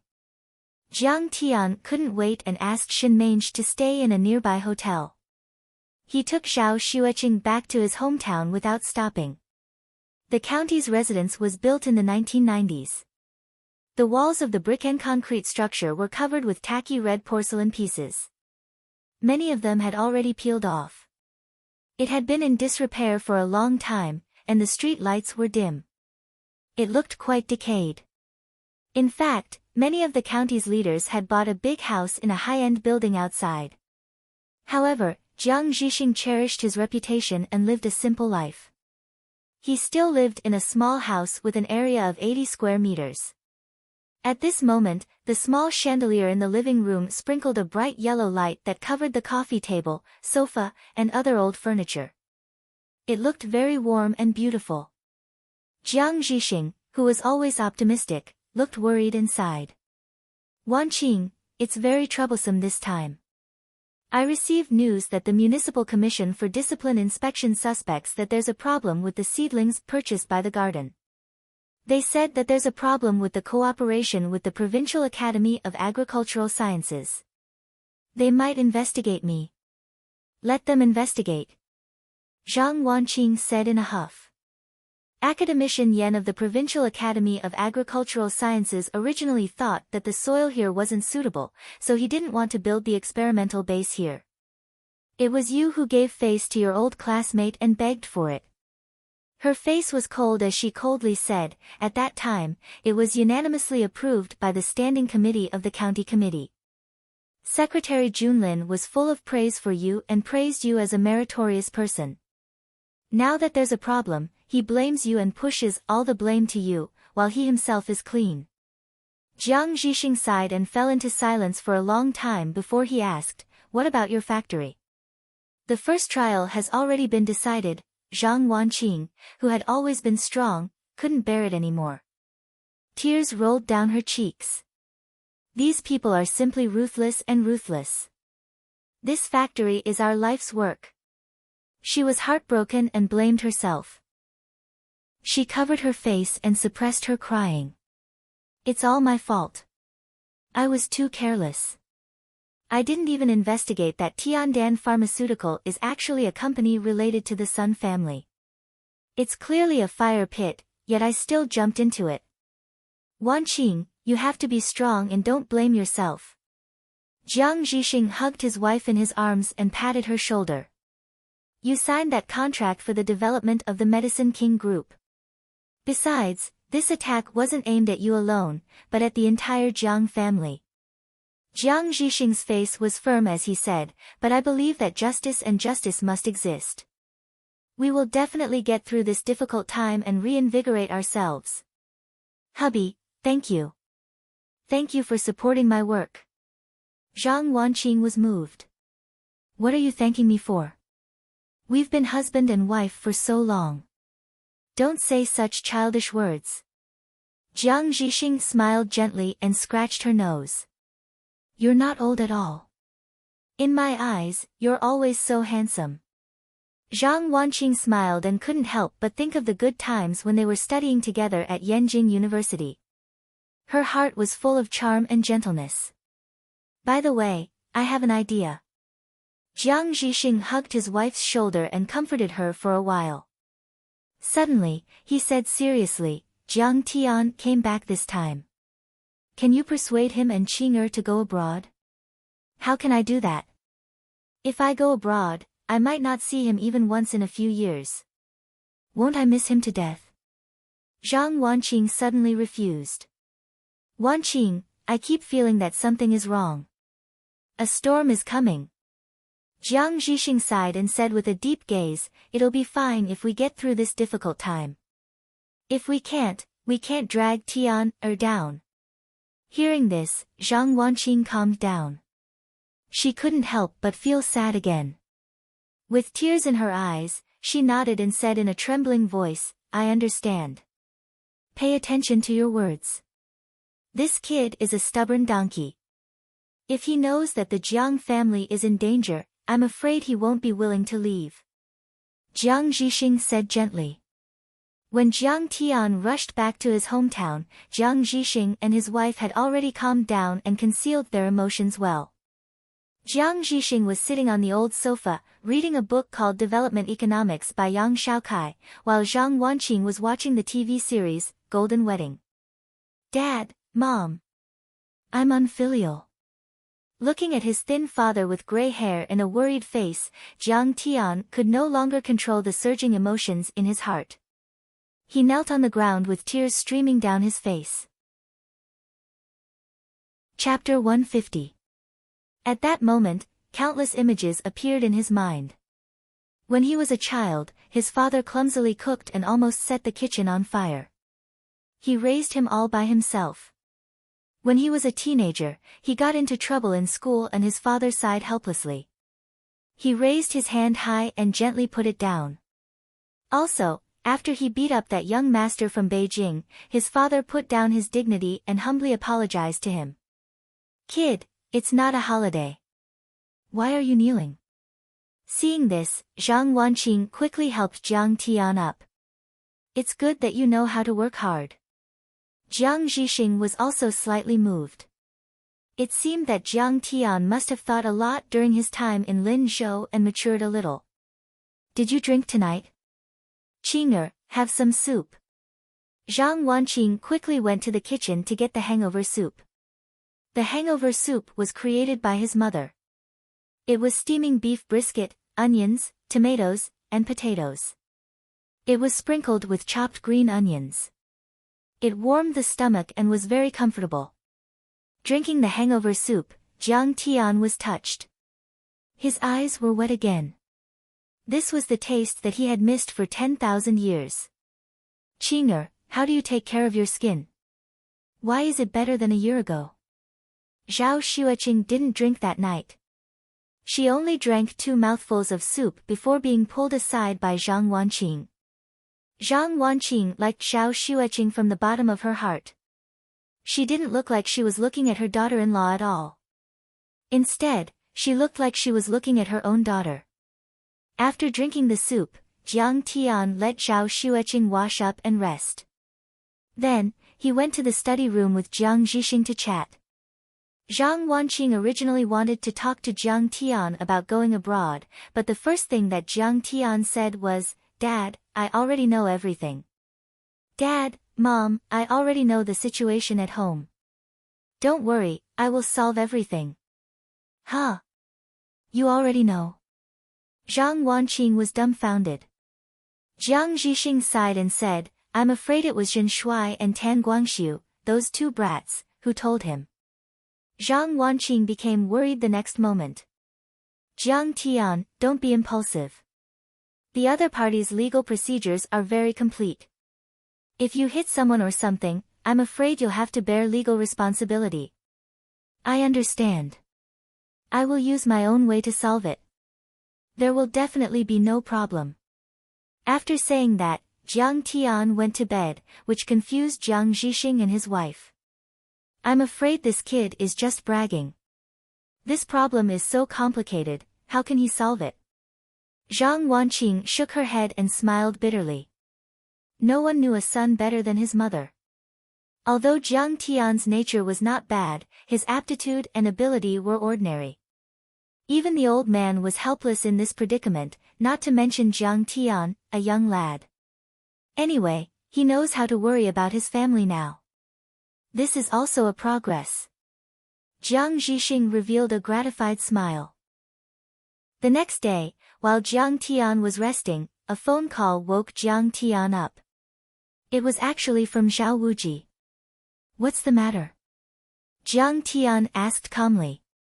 "Something happened to the county's gardens. Many seedlings died. Thousands of mu of land. The initial investment is all gone. Everyone is suspecting that there's a problem with the feng shui. Zhao Wuji said, this matter involves Uncle Jiang. The City Commission for Discipline Inspection suspects that Uncle Jiang accepted bribes from the Provincial Agricultural Research Institute and got the problematic seedlings.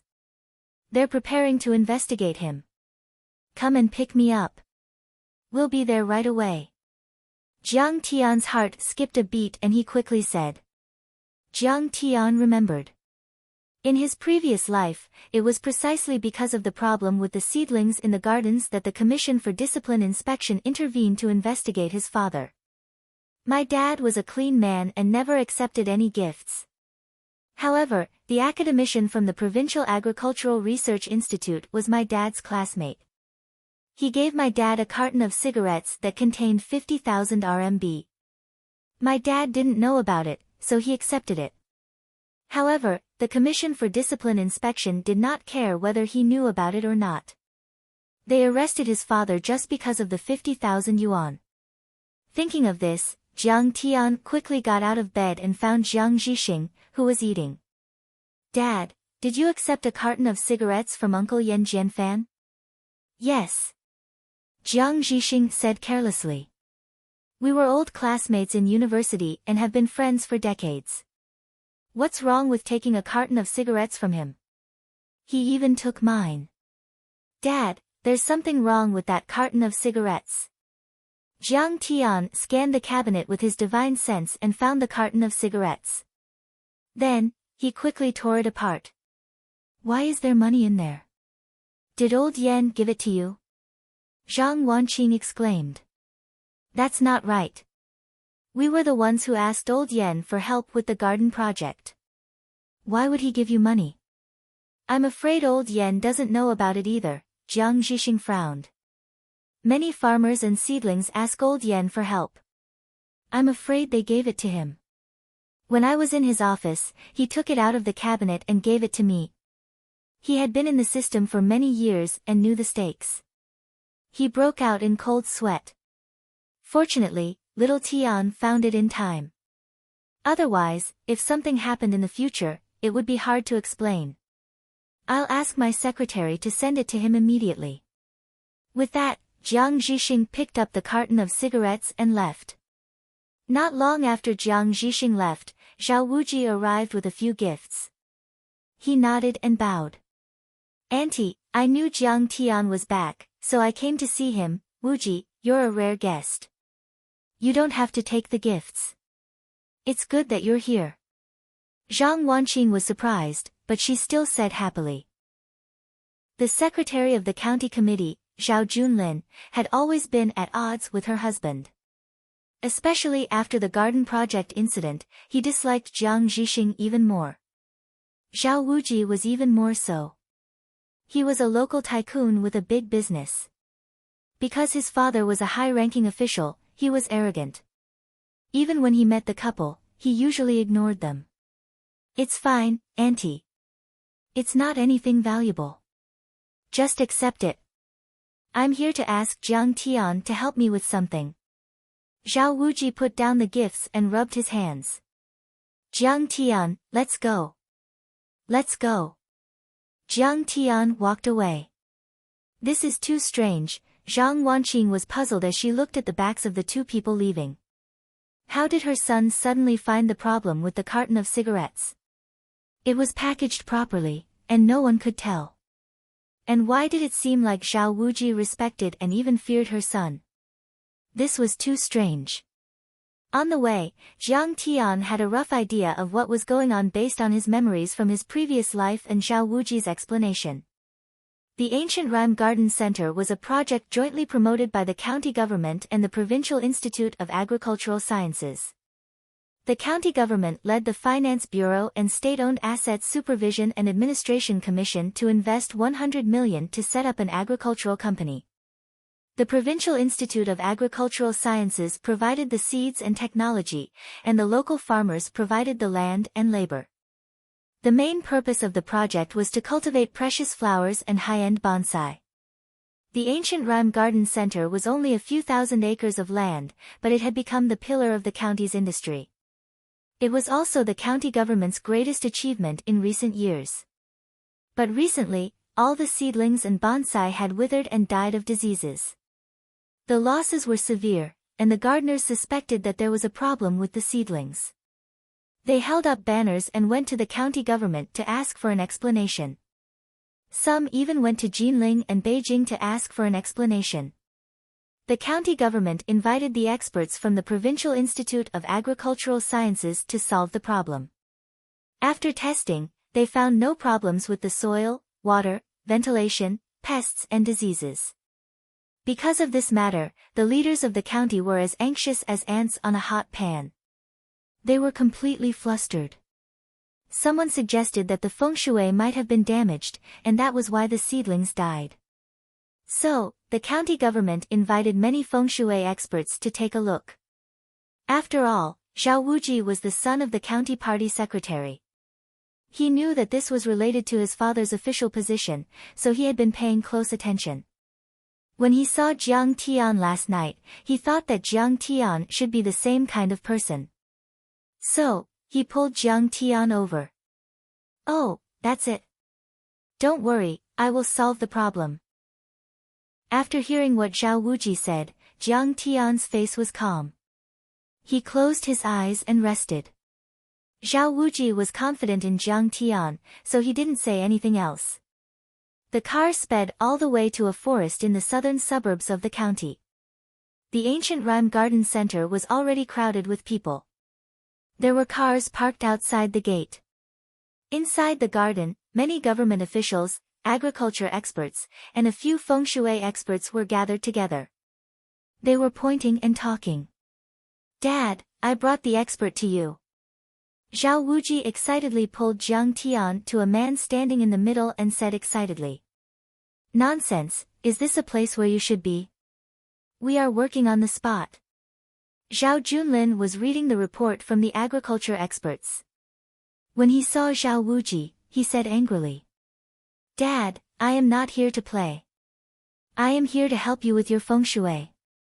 Jiang Tian is a feng shui expert. Zhao Wuji was reprimanded until he shrunk his head. His face was full of fear, but he still smiled. "Jiang Tian, is Jiang Tian the feng shui master you were talking about?" Only now did Zhao Junlin glance at Jiang Tian, and he couldn't help being greatly disappointed. He berated, "What are you messing around for? Get out." Last night, his son came back and said that he met an expert who could control lightning and block a Mercedes-Benz with his body. Did you hear that? Was that something a normal person would say? He must have drunk too much. He didn't have much hope in the beginning. However, when he saw that his son's so-called expert was Jiang Tian, he was furious. He had watched Jiang Tian grow up, so he knew Jiang Tian very well. This brat had been fighting since he was young, skipping classes and getting into puppy love. He was as useless as his bastard son. He was simply a useless idiot. When it came to causing trouble for their parents, the two of them were the same. They were the two scourges of the county. Zhao Wuji was anxious when he saw that his father didn't care about Jiang Tian. "You think you are so great just because you are the county party secretary? If you annoy Jiang Tian, he will kill you with a bolt of lightning." Jiang Tian pulled Zhao Wuji and said softly, "It's fine. Let's just watch." After walking a few steps, Jiang Tian suddenly said calmly, "Did you notice that the temperature here is a few degrees lower than other places? It really is. Alas, look, some places are frozen." Other than Zhao Wuji, no one paid attention to Jiang Tian. Zhao Wuji found it strange. In Qixia County, the temperature was relatively high in winter. Moreover, it was not yet winter. There were plastic sheds, so why would some of the ground be frozen? At that moment, an old man in a Taoist robe holding a compass suddenly said loudly, "I understand. This place is called Yin Convergence Land." Chapter 151. Master Su Hui, what do you mean by Yin Convergence? Everyone immediately surrounded the old man and asked curiously. Look at this place. There's a deep lake in the north, an old well in the south, a mountain in the east where the purple chi doesn't come, and a huai forest in the west where the yin chi gathers. This is the standard yin convergence. Master Su had a kind face, white hair, and a youthful complexion. He had the demeanor of an expert. He pointed and said calmly, and now, it's Ding Hainian. He's in charge of yin. With the fusion of heaven and earth, it's natural for yin chi to erupt and frost chi to gather. I see. Zhao Junlin rubbed his hands and asked anxiously, Master Su Hui, do you have a solution? If I can solve such a small problem, I wouldn't be called a master. Master Su Hui smiled confidently and said, I will set up an array later to bring in the yang qi and make the 4 seasons as warm as spring. Then the ancient charm garden will be restored. Really? Hearing this, Zhao Junlin and the others were overjoyed. Master Su Hui started to talk about feng shui array, such as acupoint star, shaking dragon, barrier, branches, situation, qi, and so on. The terms he spoke were obscure and difficult to understand, yet it just so happened to cause Zhao Junlin and the others to be shocked and intoxicated as they listened. Dad, is what Master Su said reasonable? In the crowd, a beautiful woman in her 20s pulled a middle-aged man and asked. She was wearing a round neck sweater and casual pants with a white windbreaker. Her plump breasts were pushed up and down by the tight sweater. Her face was as white as jade, and her eyelashes were long. She was wearing a pair of rimless glasses on her nose. She exuded an air of elegance. The middle-aged man was Yan Jianfan, the vice president of the Provincial Academy of Agricultural Sciences. He was a botanist and an academician who enjoyed a special allowance from the Government Administration Council. He was a Chengjiang scholar and had countless disciples. The one who asked the question was his daughter, Yan Di, who was also a Ph.D. student at the Provincial Academy of Agricultural Sciences. Different professions are like different mountains. I don't understand what he said, but feng shui is not simply superstition. A trace of contemplation appeared on Yan Jianfan's face as he solemnly said, the so-called feng shui can be understood as the choice and creation of the environment, reflecting the interaction between man and nature. There are struggles and compromises, and it deeply reflects the ancient idea of the unity of man and nature. The ancient traditional feng shui of our country has a deep connection with the hot topic of development and environment. In many aspects, it also coincides with the environmental science of Western modern architecture. It is reasonable and scientific. The group of doctoral and master's students stared at him without blinking. They pricked up their ears, not wanting to miss a single word. Yan Jianfan could be said to be a prominent figure in the country's agriculture and forestry field. Every word of his contained extremely profound academic thoughts, which were greatly beneficial to their studies and research. America's Golden Gate Bridge is known as the Suicide Bridge. Ever since it was built, more than 230 people have committed suicide by jumping into the river. In the past 10 years, there have been more than 50 cases. Why? Yan Jianfan first threw out a question and then said, first of all, the view there is very wide. People standing on it have a sense of powerlessness and forget about the world. And the bridge is suspended in the air.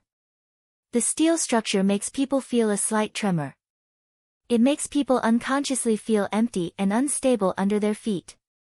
Psychologically, they will also feel helpless.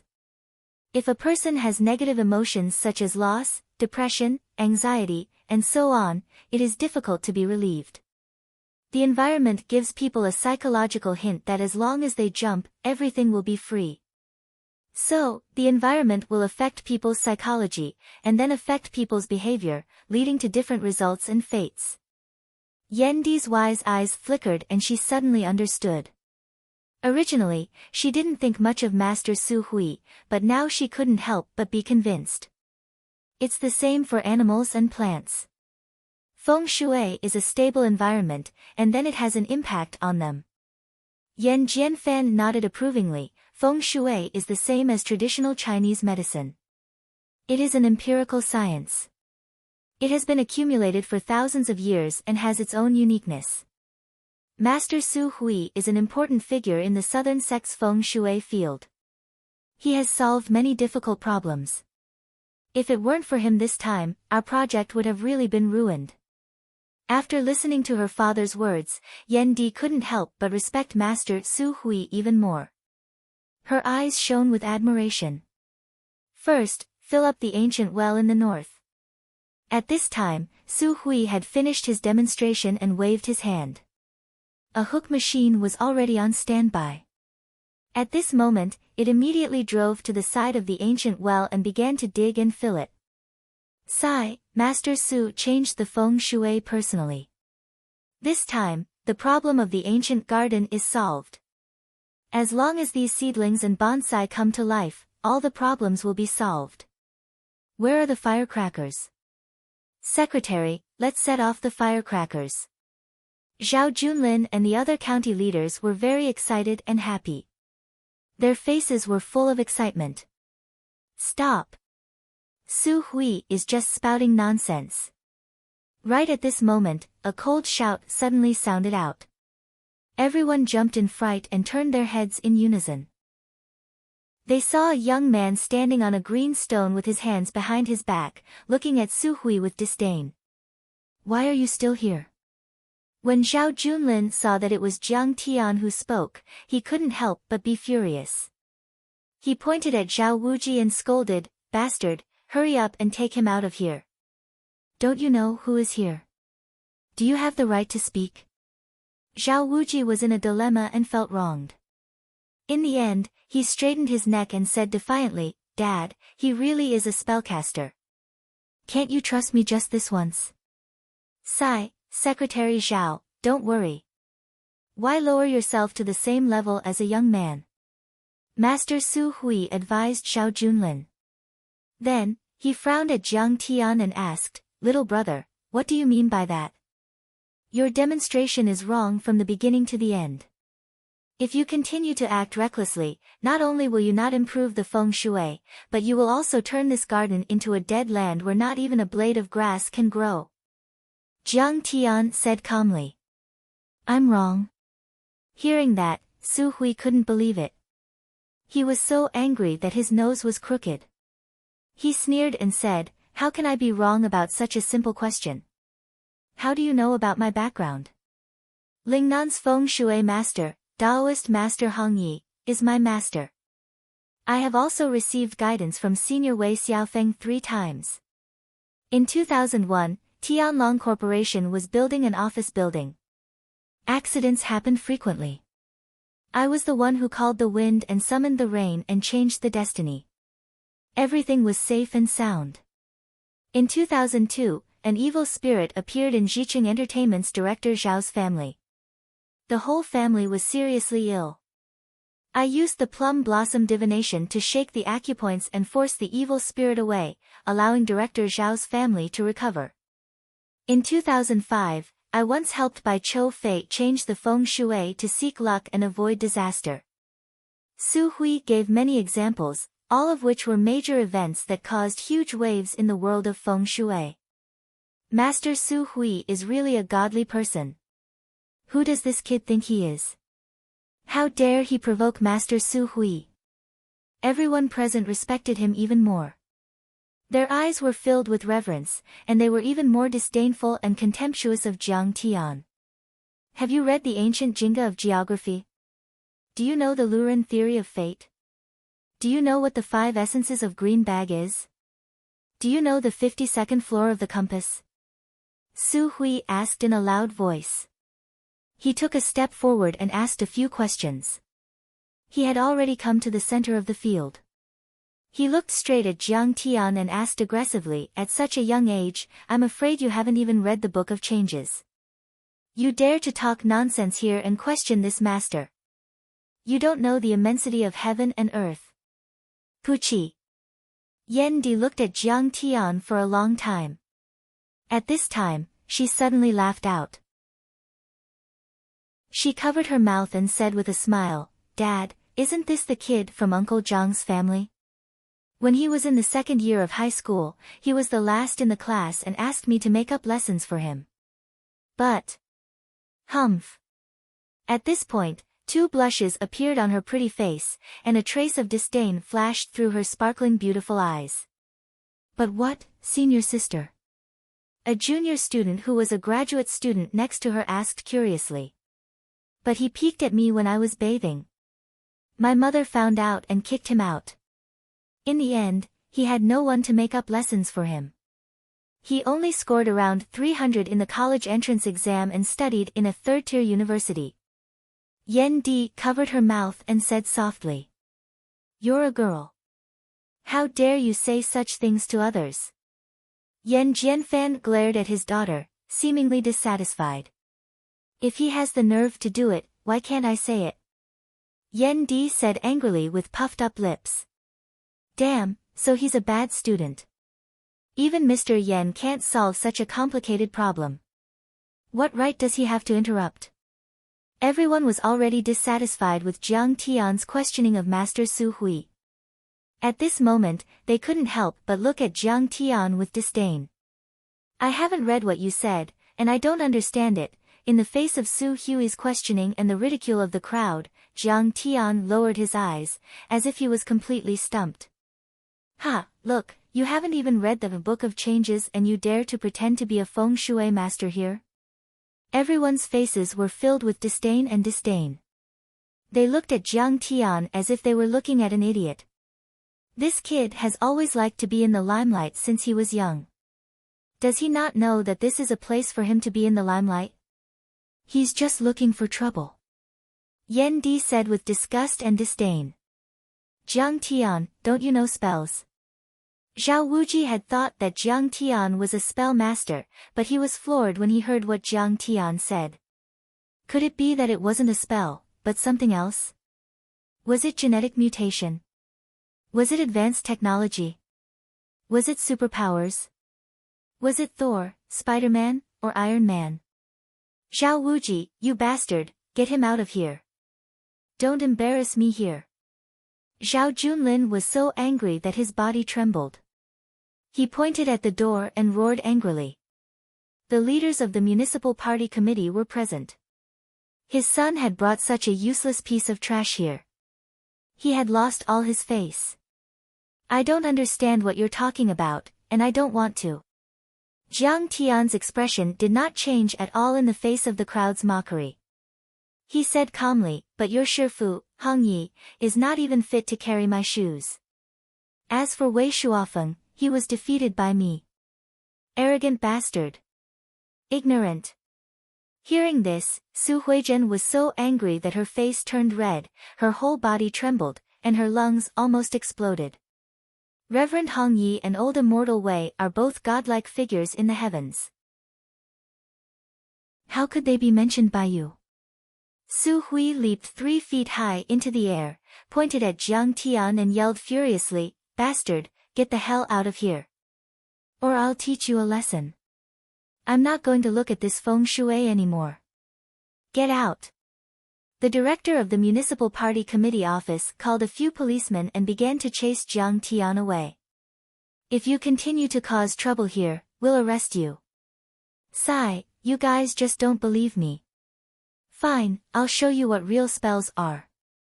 Jiang Tian faintly smiled. He slowly raised his jade-white hand and suddenly waved his fingers. Chapter 152. Rumble. The ground rumbled as if a millstone was grinding on ice.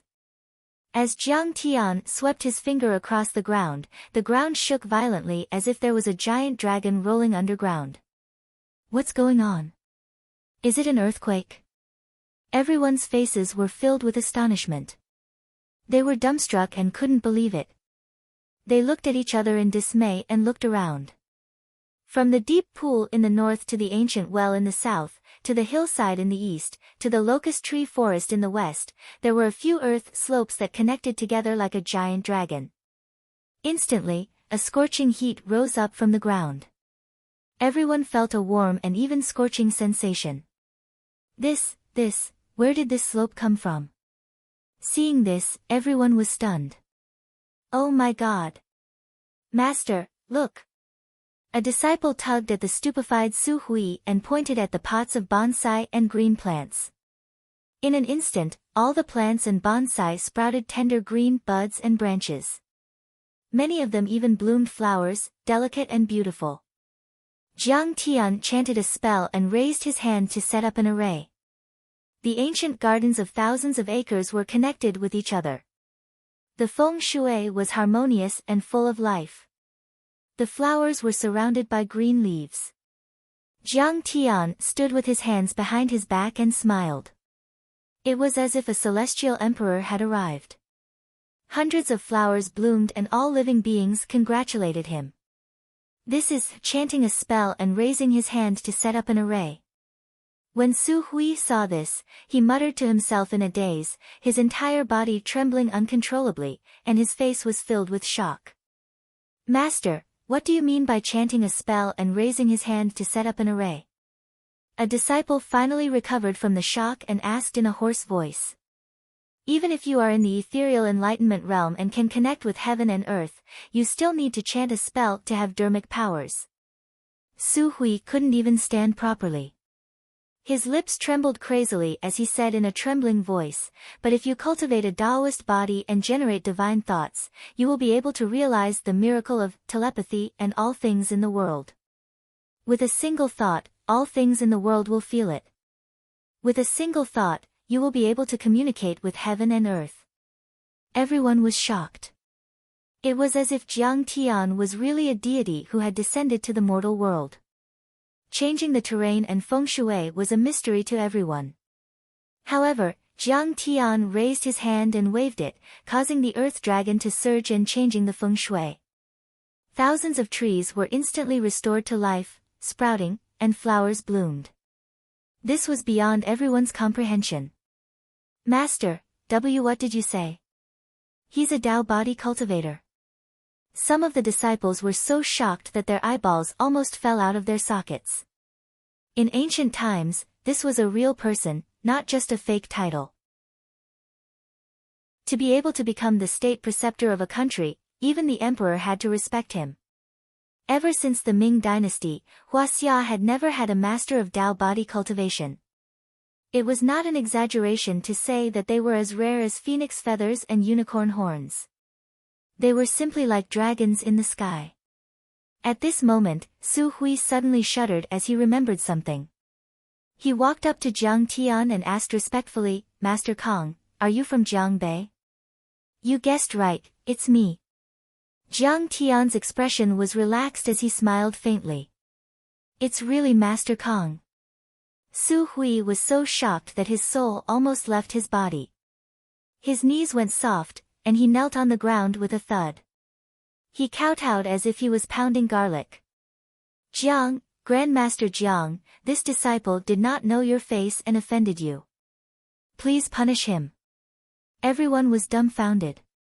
What kind of person was Su Hui? He was the eldest disciple of Hong Yi the enlightened cultivator and was famous in the southern faction. He was the guest of honor of many dignitaries. Even the mayor of a multimillionaire had to treat him with respect.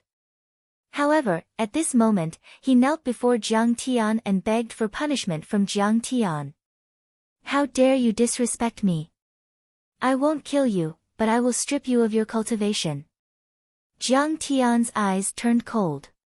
He raised his hand and made a grabbing motion on Su Hui's body. Suddenly, Su Hui looked as if he had aged 10 years. His originally plump cheeks quickly caved in and his teeth fell out. His originally bright eyes became cloudy as he slowly fell to the ground. Thank you, Master Kong, for sparing my life. Thank you. However, Su Hui was still kowtowing with a face full of gratitude. The Taoist body was almost equivalent to an immortal. He had offended an immortal. It was already a great fortune for him to be able to keep his life. Seeing this, everyone was even more frightened. They looked at Jiang Tian with eyes full of fear and dread. Su Hui was helped away by many mournful disciples. Jiang Tian did not stay. He put his hands behind his back and lazily walked away. Jiang. Master Kong, wait a moment. Seeing this, Zhao Junlin hurried over and pulled on Jiang Tian's sleeves. He smiled and said, "You've solved this problem. You've done a great job. Let's get together with your dad tonight." "Forget it, Secretary Zhao. I'm still very busy." Jiang Tian declined politely. Then, he said meaningfully, "Thank you for taking care of my father all these years." Hearing this, Zhao Junlin shuddered as if he had fallen into an ice cellar. He and Jiang Zhixing had always been on bad terms. He wanted to take advantage of this matter to the end. However, at this moment, he did not dare. Jiang Tian was a godlike figure. He could control thousands of flowers and trees with a thought and take away people's vitality and cultivation. He could kill him as easily as killing a chicken. He hurriedly promised, "Master Kong, I'm going to leave soon. Don't worry, I'll definitely recommend your father. I don't know about officialdom. You can do as you see fit. However, don't tell anyone about my ability, especially my father." Jiang Tian smiled faintly and walked towards the parking lot. "Don't worry, no one will tell anyone." Zhao Junlin nodded heavily. He wanted to deal with this matter quietly. After all, it was not good for the officials to find a feng shui master to spread the news. "Jiang Tian, wait." Jiang Tian and Zhao Wuji, who was jumping with excitement all the way, came to the parking lot. Yan Di ran over with her slender and straight legs and shouted while gasping for breath. "What's the matter?" Jiang Tian turned his head and asked indifferently. Yan Di's face was filled with respect and admiration as she said softly, "I'm sorry about what happened just now, you didn't lie." Jiang Tian said calmly without any expression. Yan Di's face stiffened as she lowered her head. Jiang Tian didn't seem to be too happy. He was simply keeping people 1,000 miles away. But in the end, she was unwilling to give up such a rare opportunity. She mustered up her courage and bit her lower lip with her snow-white teeth. She smiled sweetly and said, "I still have to stay here for 2 days. If you have time in the evening, I'll treat you to dinner and a movie, okay? You've also helped my father and the Provincial Academy of Agricultural Sciences by solving this problem. I have to thank you." Yan Di was a female doctor. She even studied abroad and had a teaching position in the Jinling Agricultural Academy. Such a girl was very popular in the marriage market. She had always had a lot of suitors. Among them, there was no lack of young talents like professors and scholars. But at this moment, when compared to Jiang Tian, she instantly felt that these people paled in comparison, and were not even worth a fart. "Oh. Actually, I didn't want to help you. I wanted to help my father. After all, he's in charge of this project." Jiang Tian didn't even look at her. He got into the car, got Zhao Wuji to start the car, and drove off. "You. How could you reject me?" Yan Di was full of frustration and regret as she stomped her feet. "Yan Di, don't think about it. He's already married. It's too late." Behind her, Yan Jianfan sighed. How could he be dissatisfied and regretful in his heart?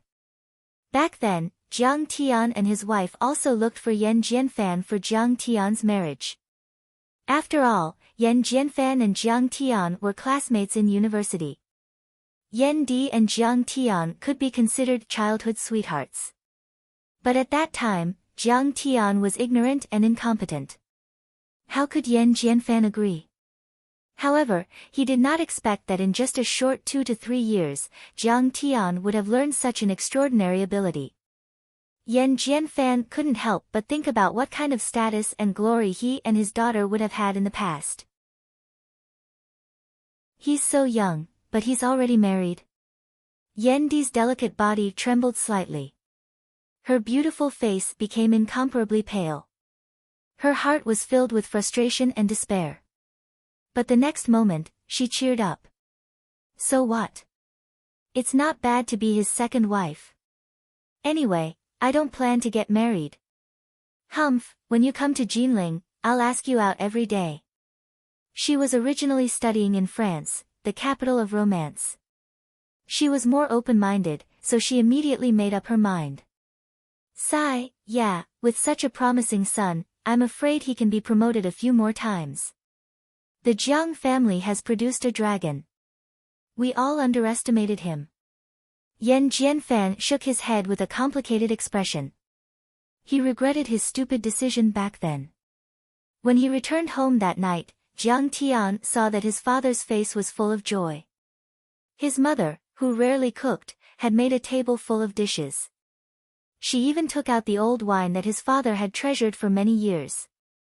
Mom, what's wrong with you? It's not a holiday, why did you make such a big table of dishes?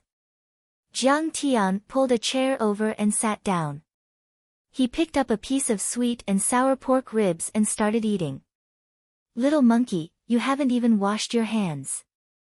Zhang Wanqing tapped Jiang Tian's hand with her chopsticks and smiled. Great news. In the morning, some Master Kong from Jiangbei solved the problem of the ancient charm garden. In the afternoon, the Guo family from Nanyang contacted your father. They're investing 10 billion to build a shipyard in Xixia County. This is the largest investment in Xixia County's history. Even the municipal committee is alarmed. That's good news. Dad, Mom, aren't you going to thank that Master Kong? Zhao Xueqing smiled sweetly and glanced at Jiang Tian with her beautiful eyes, clearly saying, you did it, right? Why did you hide it from Mom and Dad? Sigh, that Master Kong is an expert. I heard that even Lingnan's Master Su knelt before him. How could we meet you? Jiang Tian opened the wine and poured a glass for Jiang Tian. Dad, let me. Jiang Tian couldn't stand it. He quickly took the bottle and poured wine for his father. He smiled. If you want to meet that Master Kong, I'll let you meet him every day. To be honest, I'm Master Kong. TSK, you bastard. You're not even fit to carry his shoes. Zhang Wanqing thought her son was joking. She said happily, however, this matter has been solved perfectly. With the huge investment from Nanyang's Guo family, your father might be promoted again this time and become a county magistrate. The municipal committee hasn't said anything yet. Don't tell anyone about this and make them laugh.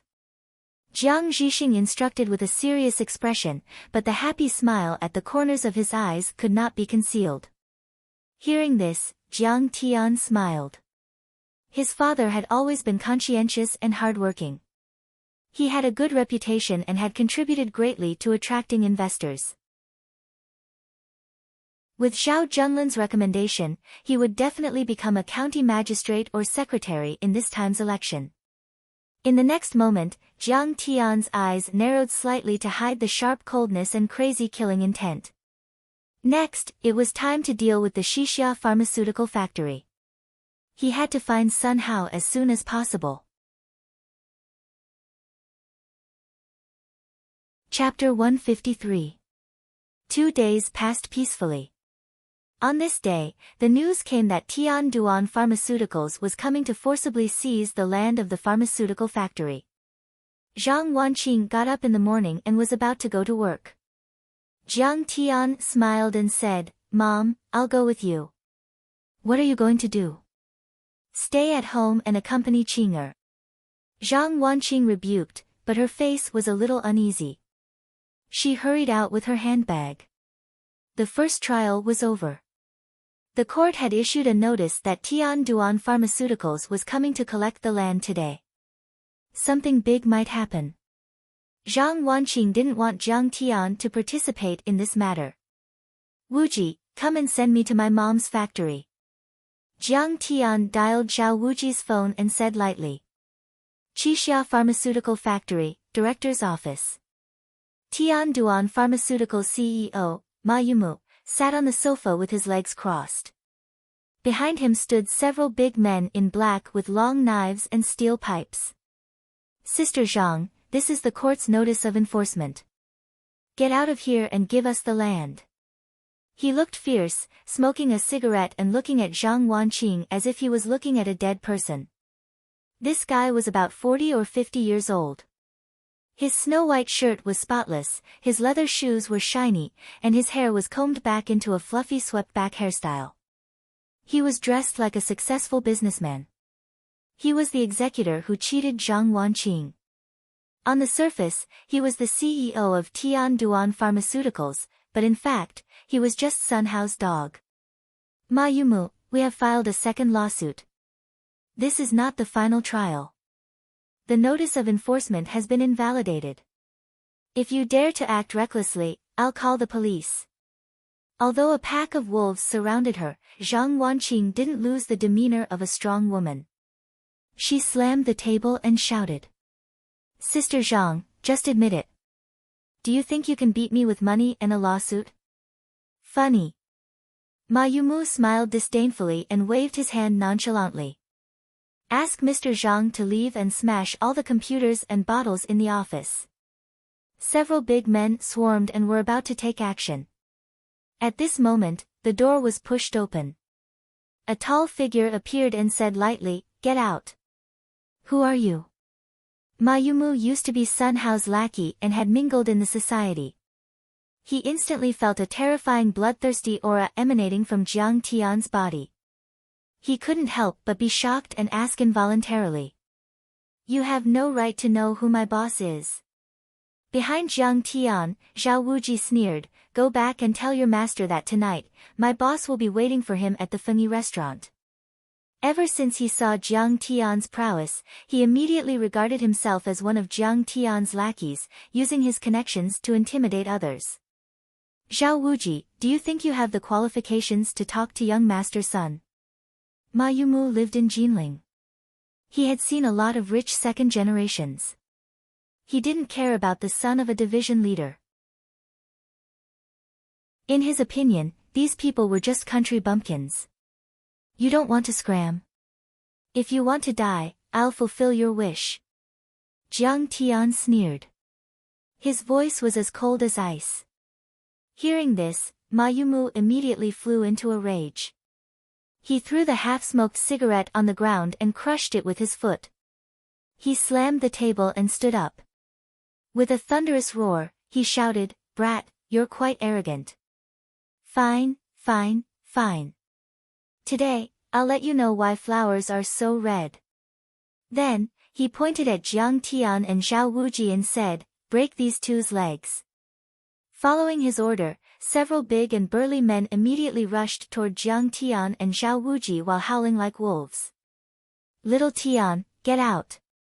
Zhang Wanqing was dumbfounded. Her son didn't even have the strength to truss a chicken. If he was surrounded and beaten by this group of fierce men, wouldn't he be beaten to death? Auntie, don't worry. Just wait for a good show. Zhao Wuji immediately took a step back and pulled Zhang Wanqing out of the circle.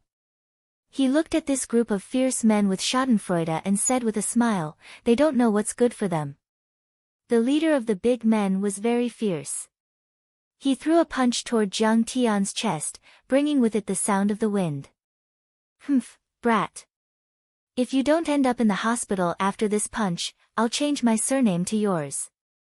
At this time, Ma Yumu coldly snorted and sat down again. He crossed his legs as if Jiang Tian was already a dead man. The Clear Sky Association under Sun Hao was one of the largest associations in Jinling. It had over 1,000 members. And the one who attacked was the Clear Sky Association's double flower red stick, De Long. The so-called Red Stick was a gold medal fighter selected from the numerous gang members in each association. Only those whose strength was recognized as valiant in their association could be called the Red Stick. In slang, it was called 426. It meant that 4 times 26 plus 4 was exactly equal to 108, which corresponded with the number of Liangshan's 108 generals. And according to legend, Liangshan's hero Wu Song held a red stick, so the gold medal fighter was called the Red Stick and became a tradition. And the double flower red stick was recognized as the most valiant among those red sticks.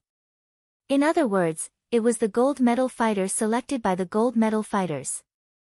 Every year during the Spring Festival, the associations in Jinling City would follow the old rules and carry out some traditional activities, such as lion and dragon dances, paying respects to Guan Yu and so on. There was also a martial arts competition between each association's red stick. And the winner was the double flower red stick. This double flower red stick was not only the best at fighting in the association, but also recognized as the strongest by all the associations. It was equivalent to being selected from Jinling's tens of thousands of fierce men. His strength could be seen at a glance. Ma Yumu once saw with his own eyes that De Long punched out and broke the rope of a sandbag. He also once tested that this punch had the strength of 500 kilograms. Those who were hit by it would either die or be crippled. Therefore, even Sun Hao valued De Long very much, even more than Ma Yumu. It was also because the pharmaceutical factory was a big fat piece of meat that he graciously allowed De Long to accompany him to deal with this matter. Thinking of this, the corners of Ma Yumu's mouth curled up in disdain. He lit a cigarette and his face was calm, as if Jiang Tian was already a dead man. But in the next moment, Ma Yumu's mouth suddenly opened wide. The cigarette fell on his leg and burned his skin, but he didn't even notice it. His heart was set off stormy waves, and he was shocked to the core. When De Long's fist smashed down, Jiang Tian just activated his qi and a golden light shield enveloped his body. But De Long was like being bombarded by a cannonball. He flew backward with blood spurting out of his mouth. The pure wood wooden door was broken into pieces, and he fell to the ground miserably. Everyone looked back and saw that he was vomiting blood non-stop. The blood also contained fragments of his internal organs. His body was broken in countless places, and his skin was lacerated. Blood flowed out, and he was almost a bloody man. Time seemed to stop at this moment. Everyone who was charging forward suddenly stiffened. Their eyes were filled with fear, and they stood there in a daze. A bloody mist filled the air, filling everyone's mouths and noses, and stimulating their nerves. The angry roars and shouts seemed to have been absorbed by an invisible sponge, leaving not a drop behind. The entire place was so silent that even a pin drop could be heard. He's a demon. After a full 10 seconds, one of the guys finally let out a scream. His voice was trembling. Ma Yumu was so scared that his knees went soft. He knelt on the ground with a thud and said, trembling, "Please spare my life. I was only following orders. Everything was Sun Hao's idea, pass on a message to Sun Hao. Come see me at the Fengyi restaurant tonight." Jiang Tian said calmly. Yes. I'll definitely pass on the message. As long as you don't kill me, I'm willing to be a dog. Ma Yumu kept kowtowing, tears streaming down his face. He was so scared that he was about to wet himself. De Long hadn't even touched him. He'd been sent flying several meters away by an inexplicable barrier of light. Ma Yumu really didn't know how to explain this strangeness. He could only interpret Jiang Tian as a supernatural existence like a ghost or god. How could he afford to provoke such a terrifying existence? He could die at any moment. Take that brat away and scram. Jiang Tian waved his hand with a cold expression. He couldn't be bothered to look at them again. He wanted to deal with Sun Hao. These ants weren't even worth mentioning. Yes, we'll leave now. We'll leave now. Ma Yumu and the others were so scared that they pissed their pants. They scrambled to escape. Jiang Tian, how did you do that just now? Zhang Wanqing asked incredulously. She only recovered from her shock after a full minute had passed. The Jiang Tian in front of her felt very unfamiliar. Was this her son, who always failed physical education exams and had no strength to even truss a chicken? Mom, don't worry. I'm no longer the same person. I've said before that the Medicine King group won't fall. I'll protect the Jiang family and the Medicine King group in the future. Jiang Tian held his mother's trembling hand and said gently but firmly. Zhang Wanqing nodded absent-mindedly.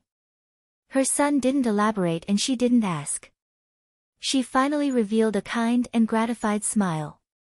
Her eyes were slightly red as she said, "Mom knows that my son is the best in the world. Yeah, after all, I've inherited your and my dad's excellent genes." Jiang Tian laughed.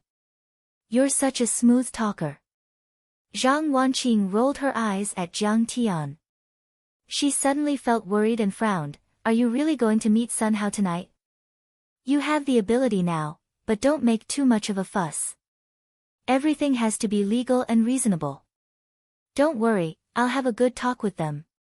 Jiang Tian concealed the murderous intent in his eyes and nodded.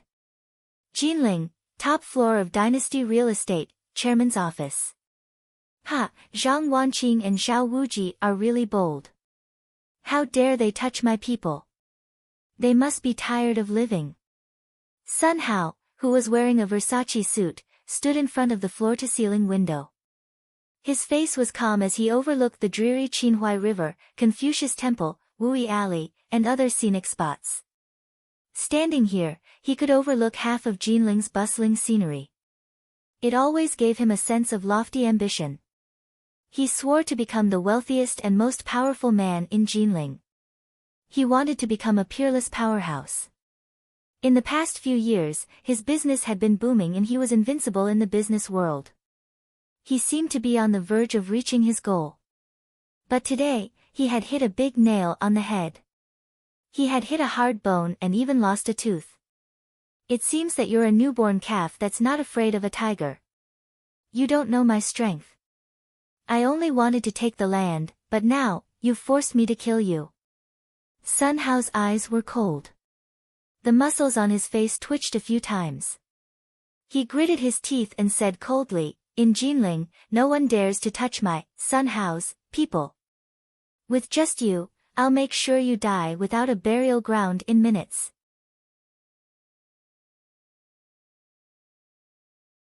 Chapter 154. As the first successor of Jinling City's Sun family, Sun Hao was born with a golden spoon in his mouth. However, he wasn't a traditional hedonistic young master. His skills and ability were also very strong. He could be considered a young talent. After graduating from America's Wharton School of Business, he took over the family business and immediately launched a series of dazzling capital operations. He conquered the entire Su province, defeated many real estate giants, and set off a series of hair-raising battles. This caused Dynasty Real Estate's scale to double in 3 years. Many of his business operations became classic examples in the fields of public relations, marketing, management, and finance. Many business professors and successful entrepreneurs of the older generation sighed in amazement. Many high school students were studying, learning, and comprehending. Moreover, behind the scenes, he was also the leader of Jinling City's largest club, Clear Sky Association. Regarding this, even Yangqing City's young master Bai Choufei had high praise for him. Sun Hao is simply living a life of a master. He knows the most advanced Western financial operations but is also very local. He can integrate with Huaxia's national conditions. Director Sun, Yangqing City's young master Tang Xiaozi is here. A tall and beautiful female secretary knocked on the door and walked in. She whispered in Sun Hao's ear. Hearing this, Sun Hao's face changed for the first time. A hint of surprise appeared on his face as he said, "Good, good, good. Have all the company's middle management and higher management staff go to the airport to welcome him. Has the airport prepared flowers and red carpet banners? According to your orders, it has already been prepared." The female secretary's voice was soft but her face was filled with shock. Sun Hao was a first-tier young master in Jinling City. He could summon the wind and summon the rain. How could he be so respectful to this young master Tang? How could she know that Yangqing City was the bridgehead of the reform and opening up, an important economic city? The development of Jinling City was too far away from Yangqing City. Moreover, in terms of status and assets, Sun Hao was far from Tang Xiaozi. If it weren't for the fact that Tang Xiaoze had a good relationship with Sun Hao when he was studying in the US, he wouldn't have cooperated with him. Sun Hao, don't go to the airport to pick me up. I'm already here. Suddenly, a young man pushed open the door and walked in. He only brought one follower with him. His face was filled with joy and there was no arrogance to speak of. Young Master Tang, why are you here alone? I have to pick you up at the airport. You are too slow.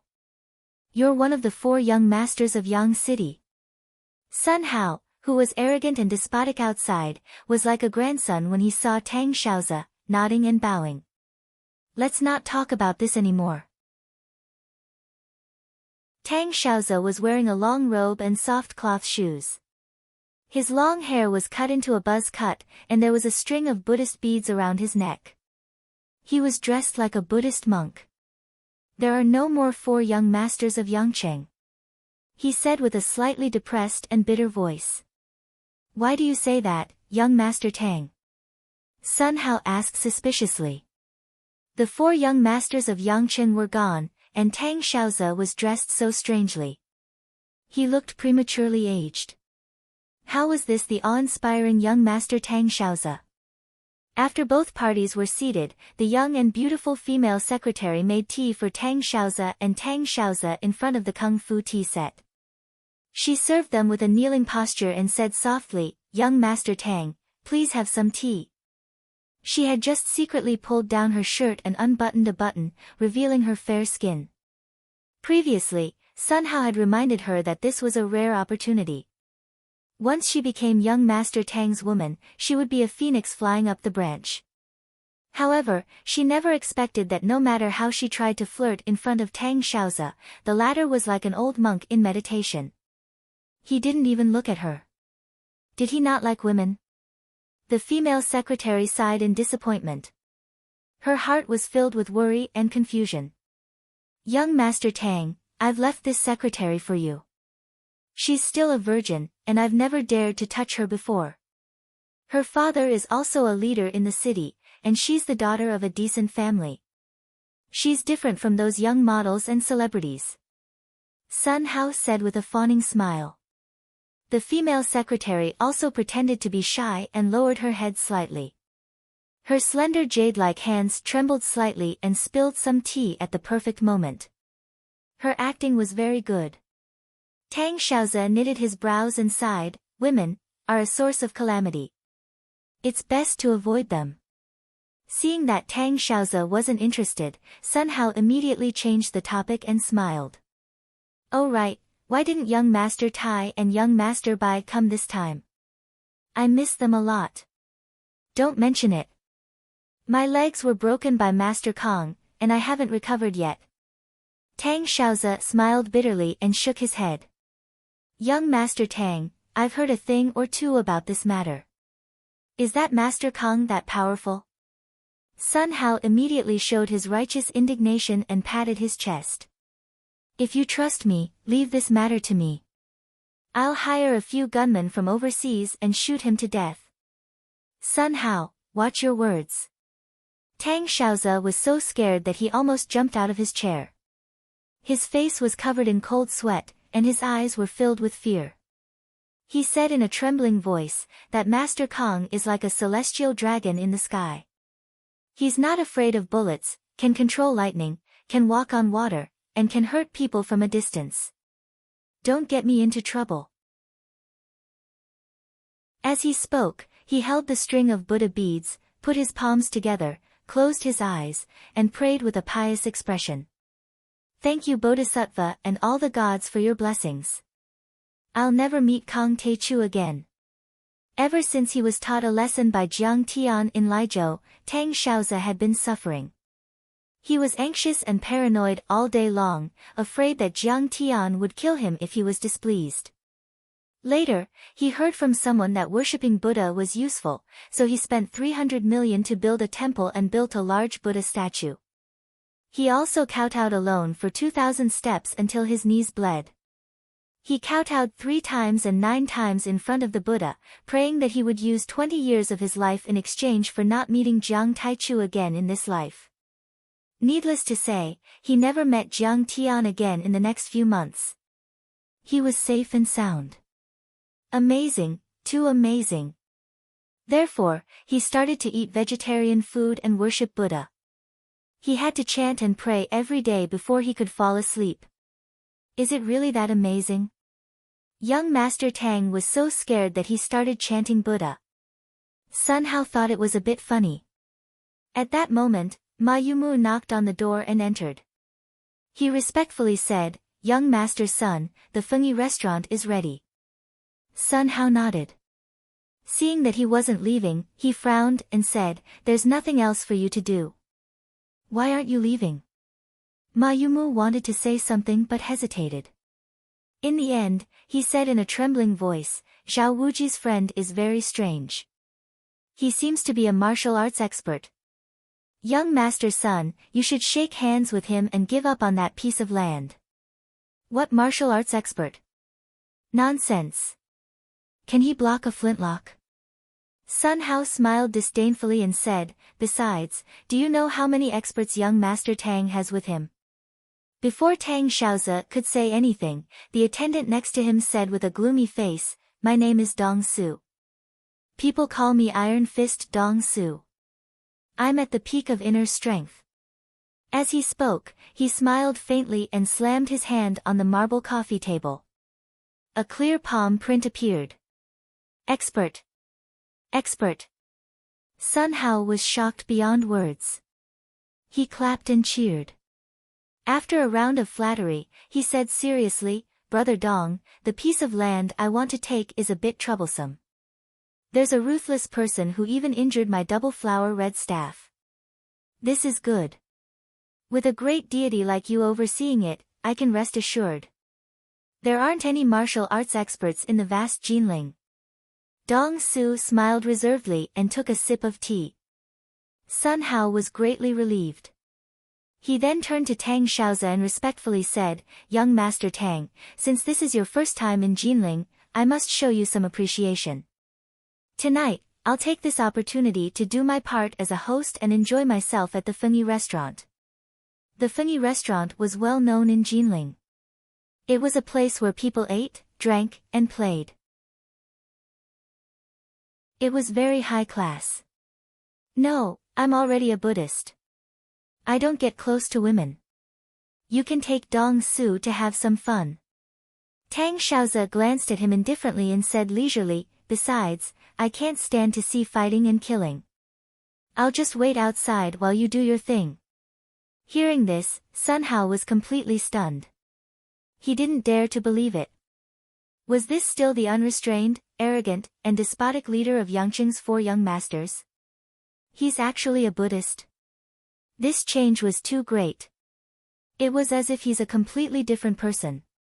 Hearing this, the female secretary mustered up her courage and said, "Young Master Tang, I have a younger sister called Tang Jialin. She's a loyal fan of yours and has always worshipped you. She wants to get to know you.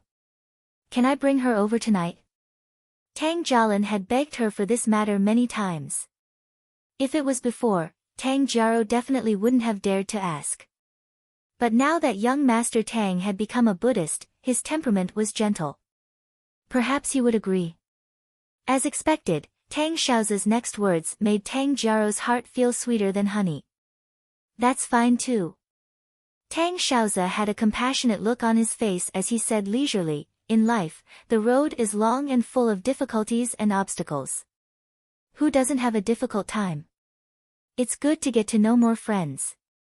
He clasped his hands together and closed his eyes.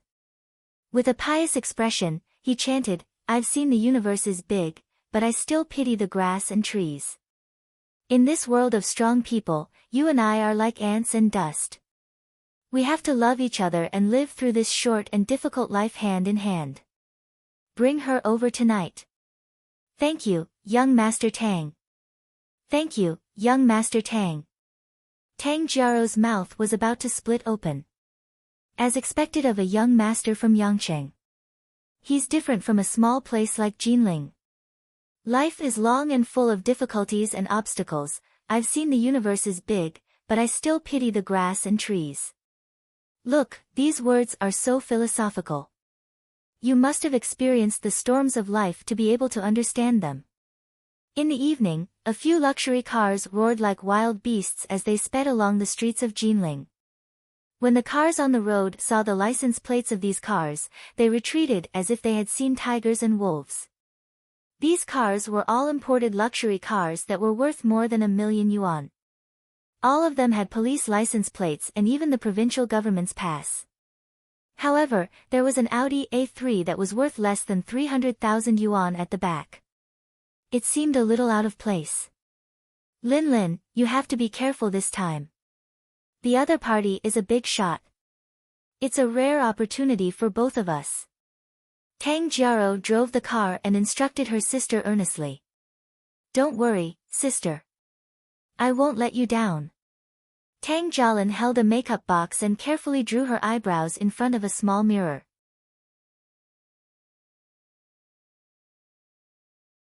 Chapter 155. If she were to walk on the street, her current appearance would definitely make people's eyes light up and turn their heads to look at her. Her jade-white skin was like jade, sparkling and translucent. Her red lips were painted with pink lipstick, like a flaming rose. Her hairstyle was meticulously styled into fashionable wavy curls, making her look even more charming and charming. She wore a high-waisted strapless dress that accentuated her slender waist and ample bosom. Her jade-like shoulders and chest were even more alluring and soul-stirring. She graduated from a third-rate university and relied on her father's connections to become an ordinary clerk in Dynasty Real Estate. Her income was also average. If she could leave a good impression on young Master Tang and let him guide her, she would be able to enter the real upper class and even marry into a rich family. An ugly duckling would become a white swan. At that time, she would be able to afford any luxury car. Her Audi A3 would immediately be replaced by an A8. Although Tang Jialin's job was average, she was born into a family of officials and was good at socializing. Thus, she was full of confidence. If young Master Tang likes you, then you and Zhao Wuji? Tang Jiaro asked. Compared to these big shots, he's nothing. He's just a piece of trash. We've already broken up. Tang Jialin said disdainfully. She was also puzzled. She didn't know why, but ever since she went to Mount Wu to block Jiang Tian, she felt that Zhao Wuji didn't seem to have any charm. They broke up the next night. That's good. The son of a small cadre family can't be compared to young Master Tang. Moreover, he seems to be on the same side as Zhang Wanqing to oppose young Master Sunday. He's really reckless. Tang Jiaro smiled with relief. Soon, the motorcade arrived at the Fengyi restaurant in the western suburbs of Jinling and entered a small courtyard. After the group got out of the car, Ma Yumu said, "Young Master's son, that brat is waiting upstairs. We've already cleared the place in advance. All right, you guys accompany young Master Tang. I'll go and meet him first." Sun Hao said in a deep voice with a sinister look. He then waved his hand and led a group of people to the second floor in a grandiose manner. At this moment, he couldn't hold back his anger and made up his mind to kill that brat no matter what. A burst of cold wind blew a burly man's suit. Tang Jialin cried out involuntarily, "He has a pistol at his waist." "Lower your voice." Tang Jiaro rolled her eyes at her sister and said, "Of course, everyone has a gun. Clear Sky Association has never lacked guns. Won't the police do anything about it?" Tang Jialin's face turned pale, and she trembled. What's there to be afraid of? The Sun family has deep connections in the police force. What's the big deal about killing someone? Tang Jiaro said proudly as she looked at Sun Hao's disappearing figure with reverence. This is real power. Compared to them, I feel like an idiot. Tang Jialin was dumbfounded, as if she had just opened the door to a new world. Her heart was filled with envy, shock, and shame. Young Master Tang is much stronger than young Master Sunday. You didn't see how servile Sun Hao was when he saw young Master Tang, Tang Jiaro said to her sister in a low voice, reminding her to seize the opportunity. Young Master Tang, can I sit in your car? It's so cold outside. After Tang Jiaro heard this, she lowered her body and knocked on the car window. She said in a soft voice. Her lapel slid down at an ingenious angle, unobtrusively revealing a fair and seductive curve. Sure. Tang Xiaozi calmly glanced at her, then opened the door for her like a gentleman. Young Master Tang, my name is Tang Jialin, and I've always admired you. Tang Jiaro's snow-white arm moved and stretched out her slender hand. Her bright and beautiful eyes rippled as she said with a face full of joy. Nice to meet you, Miss Tang, but I'm a Buddhist, and I don't get close to women. Let's not shake hands. Tang Xiaozi bitterly smiled and gently shook his head. After all, he was once the #1 young master in Yangqing City. How could he not know about Tang Jiaro's little abacus? However, he now firmly believed in the principle of femme fatale. Back then, he only glanced at Zhao Xueqing in the crowd and caused a disaster. He had always remembered this lesson in his heart. Women were too scary. What if she was Kang Taichu's woman? Tang Jialin felt a little awkward, but she squeezed out a smile and acted coquettishly, young Master Tang, let's shake hands. It's just normal etiquette. I'm not afraid, so what are you afraid of? Amit Ba. Tang Xiaozi chanted and held the prayer beads in his hand. He solemnly said, Miss Tang, you don't know what it means to lose the big picture for a small gain. If you were in my shoes, you would also be careful. As he spoke, Jiang Tian's figure flashed in his mind and he couldn't help but shiver. Then, he opened the door without any reluctance and walked out. Throughout the entire process, he didn't even look at Tang Jiaro. It was as if he was avoiding her. He twirled his Buddhist prayer beads and looked at the koi pond in the courtyard with great interest. He smiled contentedly. He smiled and said, how can a woman be as cute as these koi? The lotus leaves are scattered and filled with bleak beauty. The koi fish swim freely. It's peaceful and carefree. Young Master Tang, so you're a Buddhist? I'm also a Buddhist. Tang Jialin didn't give up. She followed him out of the car and took out a jade Buddha statue from her lapel. In fact, she had bought the jade Buddha statue on the way here under her sister's advice. It was easier to get closer to each other. Well, not bad. Tang Xiaozi's face was filled with joy. He said, don't fight or snatch. Only by having a pure heart and few desires can you live a long life. Come work in my company. I'm lacking an assistant. He sighed as if he had been enlightened. It's good to believe in Buddhism. People who believe in Buddhism have great wisdom. Sometimes, people have to believe in fate. Young Master Tang, you're willing to work for me. Thank you. Tang Jialin was jumping with joy. Even if Tang Xiaozi wasn't interested in her, she could still get to know many rich people and young masters if she followed him. Tang Jiaro was also beaming with joy as if she had won a million lottery. If you work in Lingnan, you must remember that there's one person you can't offend. Tang Xiaozi said with a trembling voice, that person is Kang Taichu. He's the emperor of Lingnan. When I see him, I have to call him Grandpa. Yes, yes, yes. I'll remember young Master Tang. Tang Jialin nodded like a chick pecking at rice. Tang Jiaro asked, is Kang Taichu very powerful? Of course. He's like a god. Tang Xiaozi's face was filled with admiration and fear. Tang Jialin and her sister were confused as they listened to Tang Xiaozi's stories about walking on water, controlling lightning, flying in the air, condensing qi into a weapon, and injuring people from a distance. At this moment, a loud bang came from the second floor. The glass window shattered, and the broken glass and wood flew up and down in the air like butterflies. Then, a tall figure shot out like an arrow and landed on the ground. He said coldly, Sun Hao, go down and accept your death. It's Jiang. Master Kong. Tang Xiaozi was horrified when he saw the face of the figure. With a crack, he crushed the prayer beads in his hand. Young Master's son, I've just found out that the guy who injured Dalong is Zhang Wanqing's son, Jiang Tian. When Sun Hao went upstairs, the leader of the thugs reported to him in a low voice. Fuck, it's him. He's just a good-for-nothing. How can he know martial arts?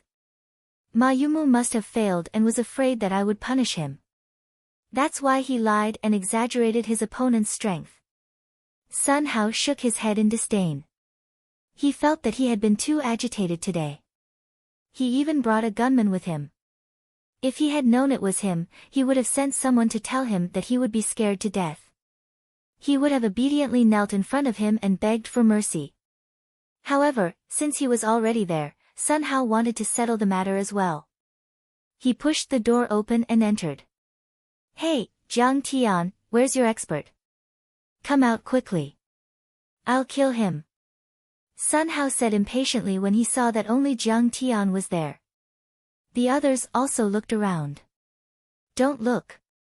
There's no one else. It's just me. Jiang Tian smiled faintly. What are you joking about? You've got guts to beat up my men. Sun Hao looked at Jiang Tian as if he was looking at an idiot. He sneered and said, Jiang Tian, hurry up and kowtow. Sun Hao, do you know? Jiang Tian smiled faintly and said, I've been waiting for you for 10,000 years. You good for nothing. How dare you call me by my name? Sun Hao's face was full of disdain. He then pointed at Jiang Tian and shouted angrily, do you want to die? I've been waiting for this moment for 10,000 years. Jiang Tian spoke again. His calm words landed in everyone's hearts. They were like rolling thunder, shaking their hearts. 10,000 years. A whole 10,000 years of hatred. In the next moment, Jiang Tian suddenly stood up. At the same time, a strong aura suppressed the entire place. The whistling wind blew the chandelier, the landscape paintings on the wall, and the many decorations in the room. It also blew everyone out of the window. Sun Hao, go down and accept your death. As soon as he said that, Jiang Tian jumped out of the window. It's him. When he saw Jiang Tian clearly, Tang Xiaozi was horrified.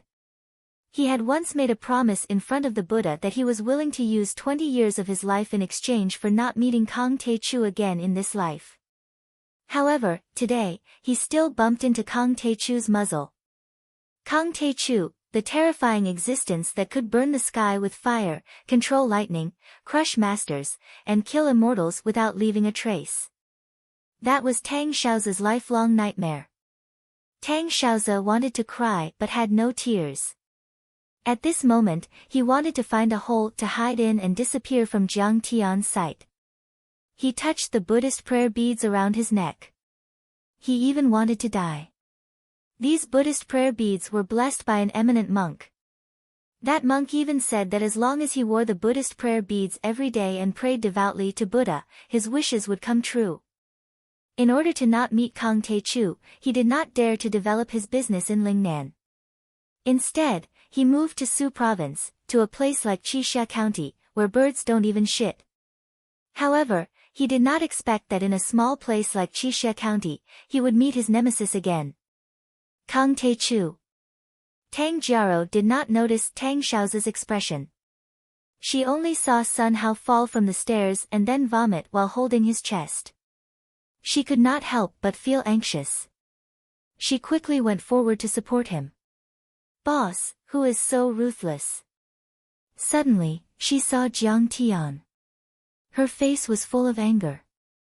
She pointed at Jiang Tian's nose and scolded, Jiang Tian, are you crazy? Do you know who young Master's son is? He's not someone you can mess with.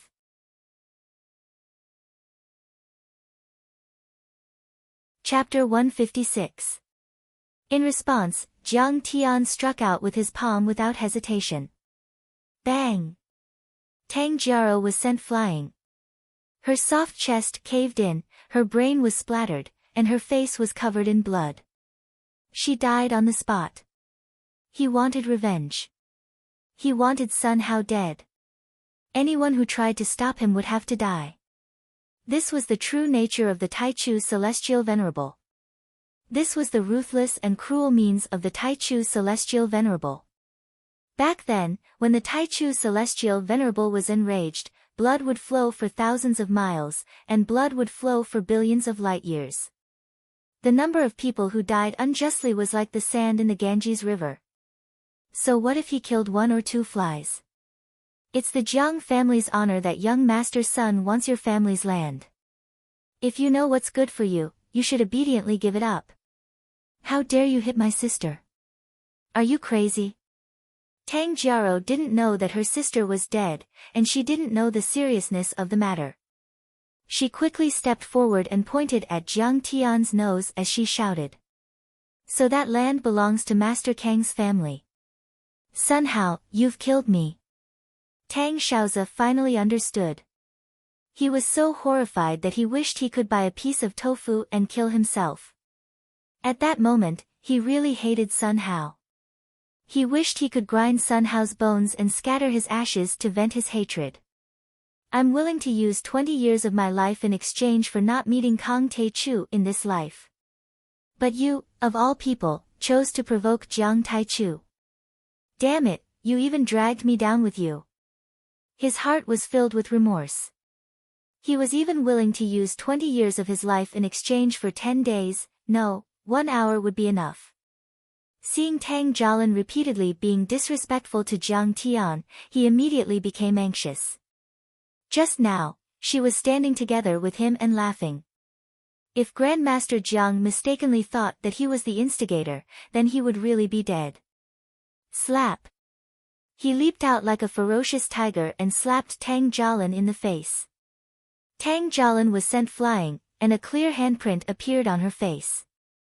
Tang Jialin fell to the ground and covered her face. She was dumbfounded as she looked at Tang Xiaozi and asked in a trembling voice, "Young Master Tang, why did you hit me?" At this moment, Tang Xiaozi was too lazy to pay attention to him. He threw himself in front of Jiang Tian and knelt on the ground with a plop. Master Kang, this is all a misunderstanding. I will sever all ties with Sun Hao and kill him for you. Dong Su instantly turned from an iron fist into a soft-bodied worm. He knelt on the ground and cried, Master Kang, please understand. We're just here to be bystanders. We have no intention of becoming enemies with Master Kang. Do you need me to help you kill someone? I'm very good at this. Back then, when Jiang Tian was fighting Wei Shuofeng, he had also witnessed Jiang Tian's divine might at the Tidehark Villa. This was an expert who could kill Mo Haoxiong and Wei Shuofeng with a flick of his finger. Even he himself wasn't enough to fill the gaps between Jiang Tian's teeth. What? He's that Master Kang. Tang Jialin looked at Jiang Tian in disbelief. She couldn't connect this trashy Jiang Tian with the Master Kang that Tang Xiaozi had just mentioned. No need. I'll kill my own enemies myself. Jiang Tian sneered and stood with his hands behind his back. Sun Hao, on the other hand, still hadn't figured out the situation. He pulled Tang Xiaozi up and said, Young Master Tang, why are you kneeling on him? Don't worry, I've brought gunmen. He'll be finished in a matter of minutes. Scram, I don't know you. Tang Xiaozi kicked him away and ran out of the circle. He stood there trembling and said in horror, You dare provoke Master Kang? You must be tired of living. At that moment, many gunmen had come from all directions and were pointing their guns at Jiang Tian. Seeing that all the gunmen had gathered, Sun Hao's confidence increased. He didn't think much about Tang Xiaozi's fear and uneasiness. He just thought that Tang Xiaozi had gone crazy from chanting Buddhist scriptures. He lit up a cigarette and spat out a mouthful of smoke in disdain. He looked at Jiang Tian with disdain and mocked, Jiang Tian, you're just a useless piece of trash. You dare to be unreasonable with me just because you learned some martial arts. Today, I'll let you have a taste of the power of firearms. Left and right, kill him. Following his order, bang, bang, bang, over 10 gunmen at the scene instantly pulled the trigger all the way to the end.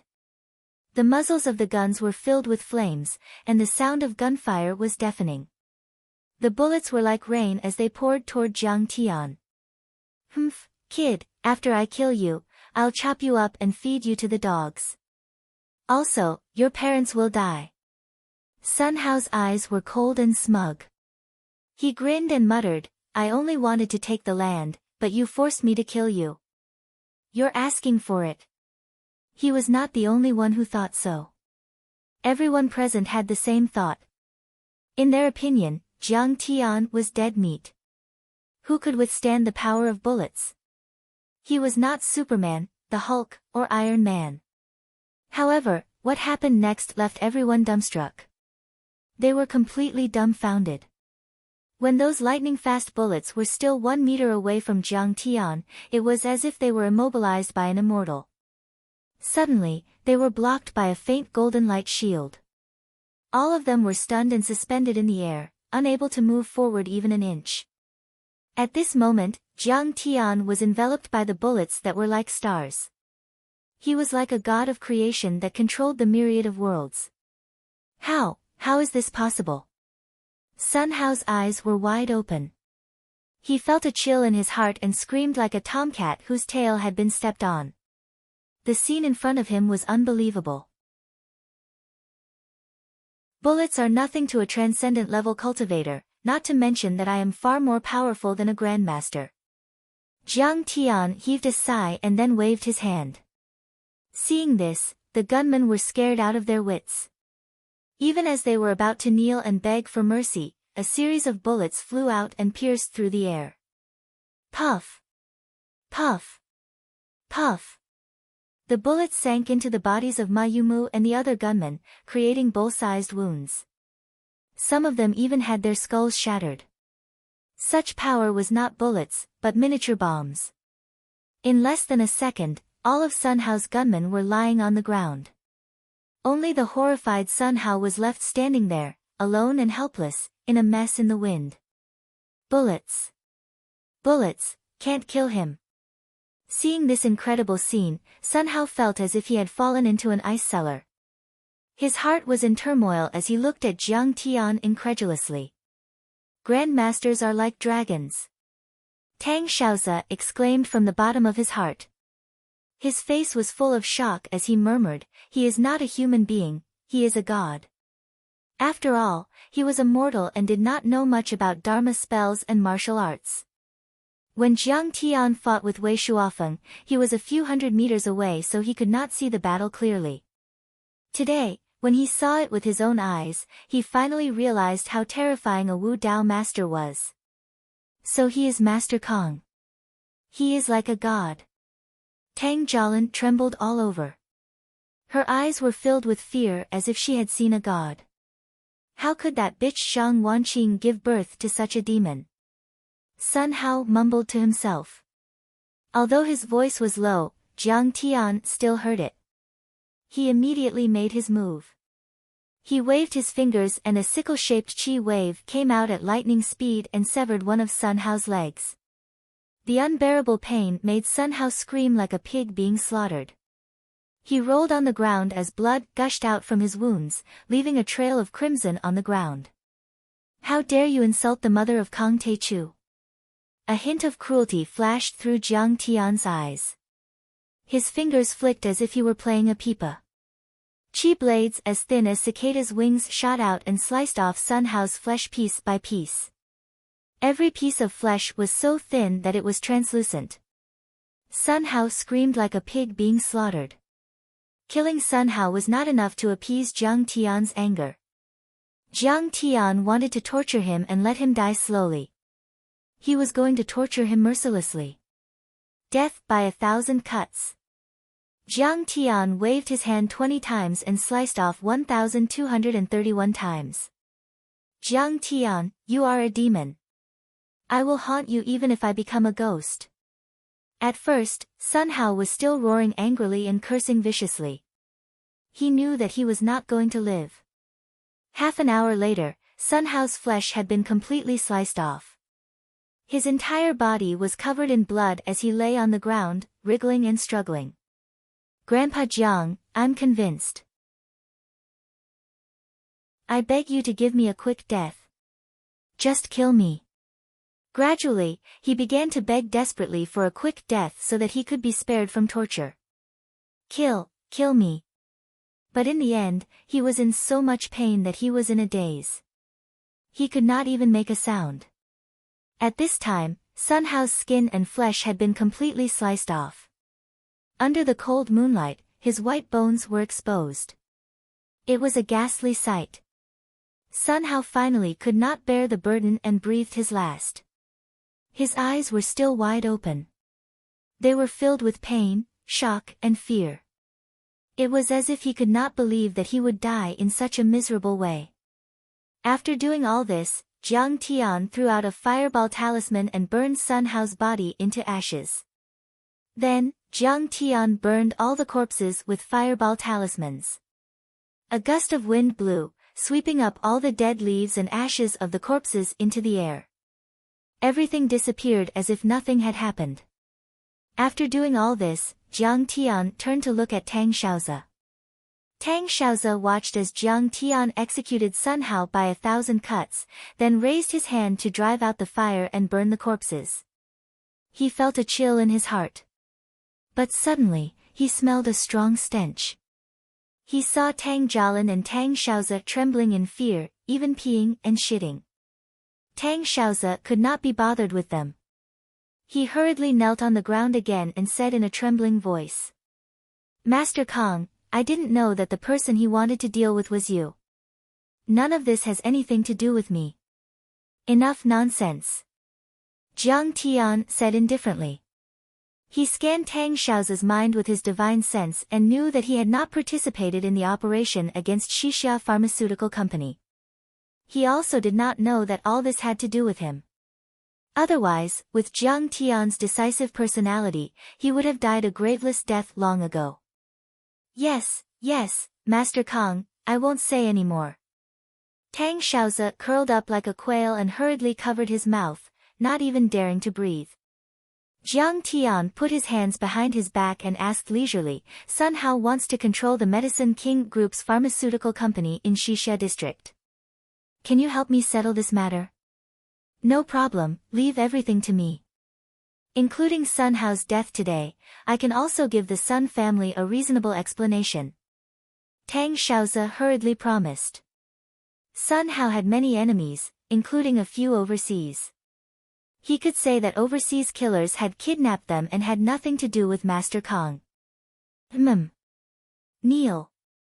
Jiang Tian casually erased Tang Jialin's memory. Without even looking at Tang Xiaozi, he slowly walked out of the door with his hands behind his back.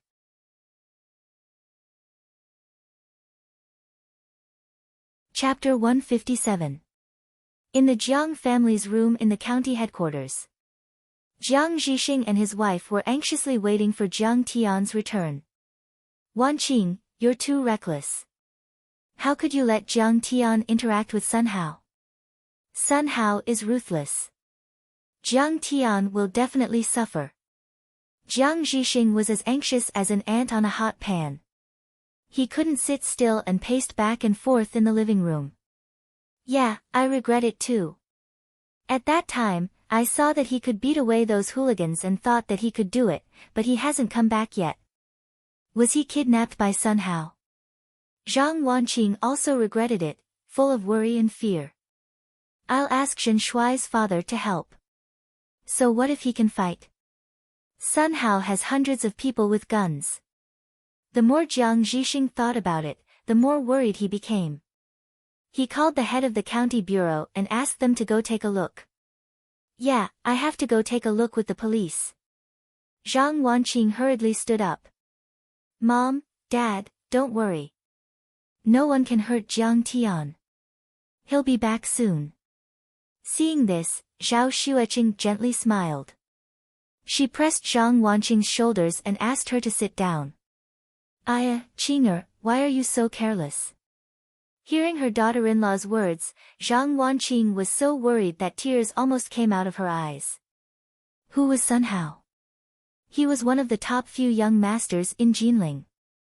He was extremely powerful and had a powerful background. How could she let her son negotiate with him? It was also at this moment that the door was pushed open. Zhang Wanqing looked back and saw that Jiang Tian's hands and feet were intact.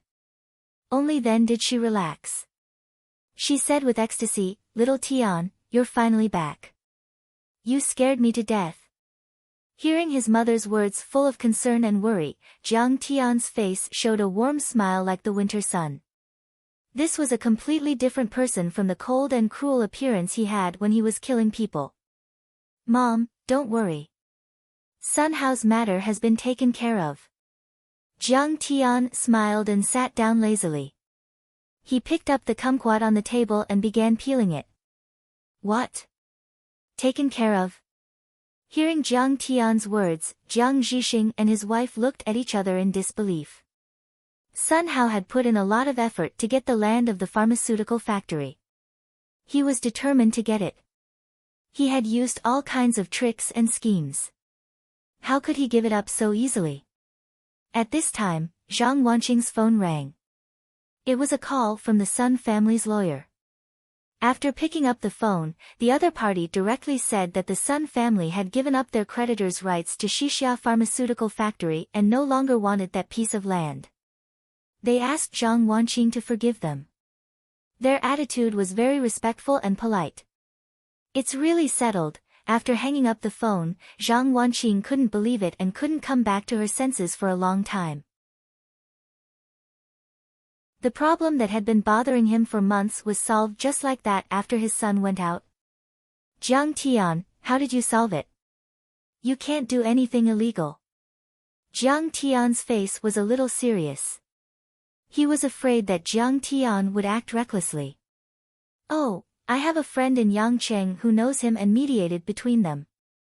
Jiang Tian said seriously, "I also tried to reason with him. Anyway, don't worry. There definitely won't be any problems. This bastard will reason with you."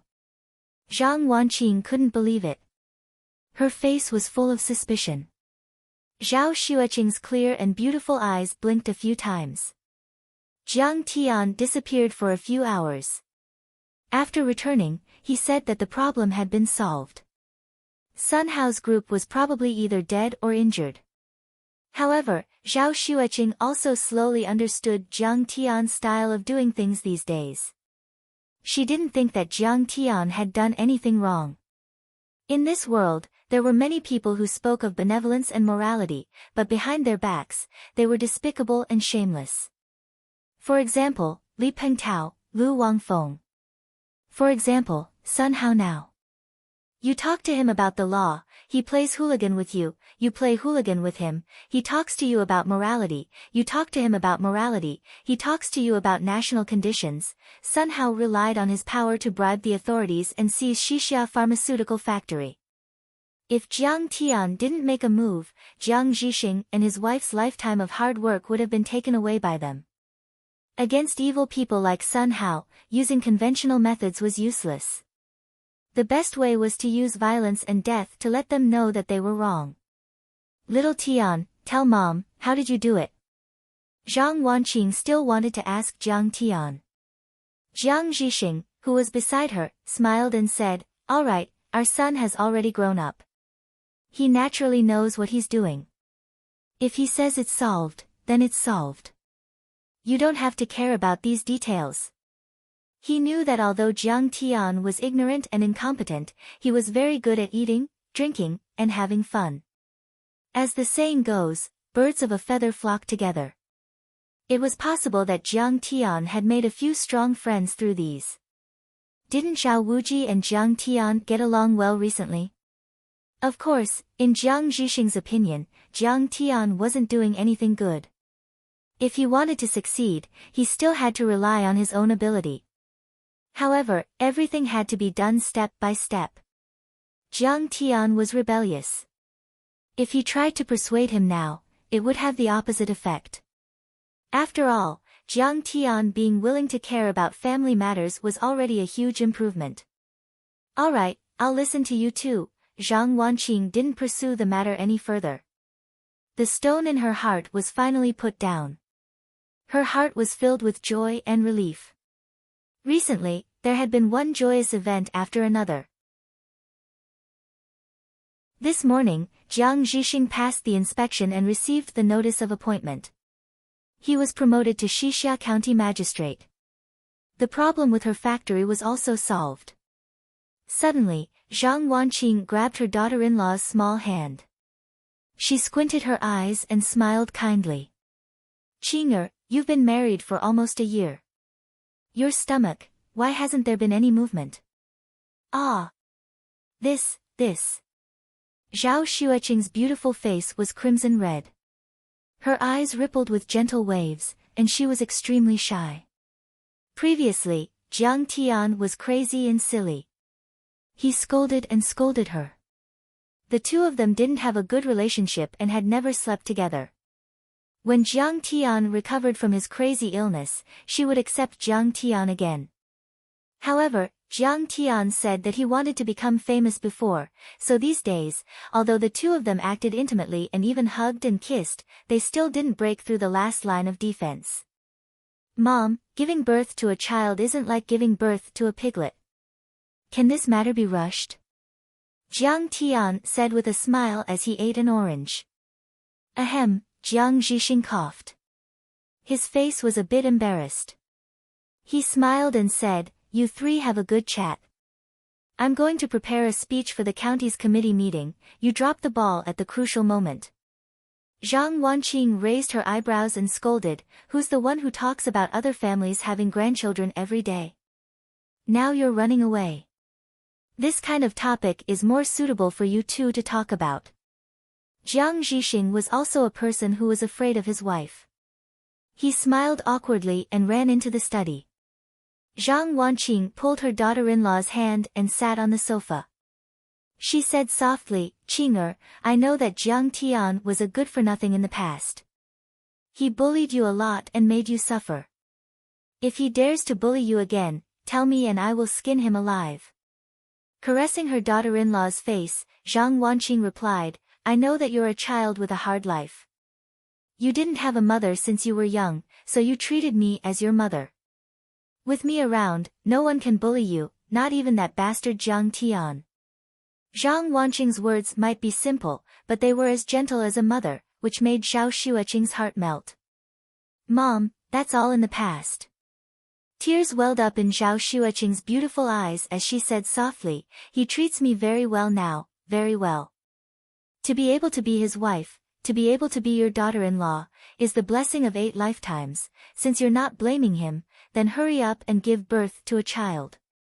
Jiang Tian felt dizzy.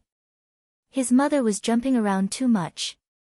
She immediately went back to the main topic.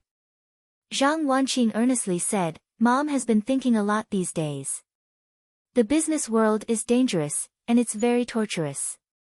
How much can you achieve to be satisfied?" It was still the happiest when the whole family was reunited and happily together. "I know you're young, ambitious, and career-oriented, but you'll understand this sooner or later. When you're an advanced pregnant woman, it'll be too late to regret it if you want to have a child. Mom, it's not that I'm busy with my career and don't want to have a child. It's up to Jiang Tian." Zhao Xueqing looked at Jiang Tian reproachfully. She was clearly saying, "Look, it's all your fault for being reserved. How am I going to explain it now?" Quietly watching the two of them chat, Jiang Tian's heart was filled with satisfaction and joy. Even when he dominated Lingnan and was admired by tens of thousands of people, Jiang Tian's heart had never wavered. However, at this moment, looking at this heartwarming scene, Jiang Tian felt unprecedentedly satisfied, grounded, and gratified. Hearing this, Jiang Tian interrupted, "Mom, don't worry. We'll work hard as soon as possible and strive to." Afraid that her mother-in-law would bring up the matter of having a baby again, Zhao Xueqing hurriedly changed the topic. She said softly, "Mom, Jiang Tian said that this year on Grandpa's birthday, he'll return to the Jiang family and help you regain control of the Medicine King group. Jiang Tian had mentioned this to Qing'er more than once. His mother's power was seized by some people in the family because he had provoked the family in Yanjing. However, the Medicine King group was founded by his mother. It was her life's work. One could imagine the unwillingness and suffering in his mother's heart. Regain control of the Medicine King group. Hearing this, Zhang Wanqing's body trembled. Her face was full of shock. Then, a layer of mist rose from her beautiful eyes. Jiang Tian, don't worry about this matter. I'm old and I've already seen through these things. After a full 3 seconds, Zhang Wanqing finally reacted. She pulled Jiang Tian's hand and comforted him gently. Mom, I've said that I'll help you regain control of the Medicine King group. Jiang Tian's tone was light but firm. Seeing that Jiang Tian was so confident, Zhang Wanqing was also moved for a moment. But soon, Zhang Wanqing calmed down. A bitter and self-deprecating smile appeared on her face. She said softly, "Sigh, Mom, why should we regain control of the Jiang family? Your uncle's family has power and influence, and they have powerful backers behind them. They have already changed the management, and no one will support us. Mom, don't worry. When the time comes, I'll make those stinky women worship you and beg you to be the helmsman of the Medicine King group. Once I show my trump card, they'll be scared to death." Jiang Tian smiled faintly and comforted her. In terms of background, he was already in charge of Lingnan and had cooperated with the military. This kind of powerful background was not something that his uncle and aunt could compare to. It was something that they couldn't even imagine. In terms of wealth, he could take the money of the big families in Lingnan at will. Moreover, the Guo family owed him 10 billion. The amount of money he could mobilize was in the tens of billions. It was enough to buy 10 Medicine King group.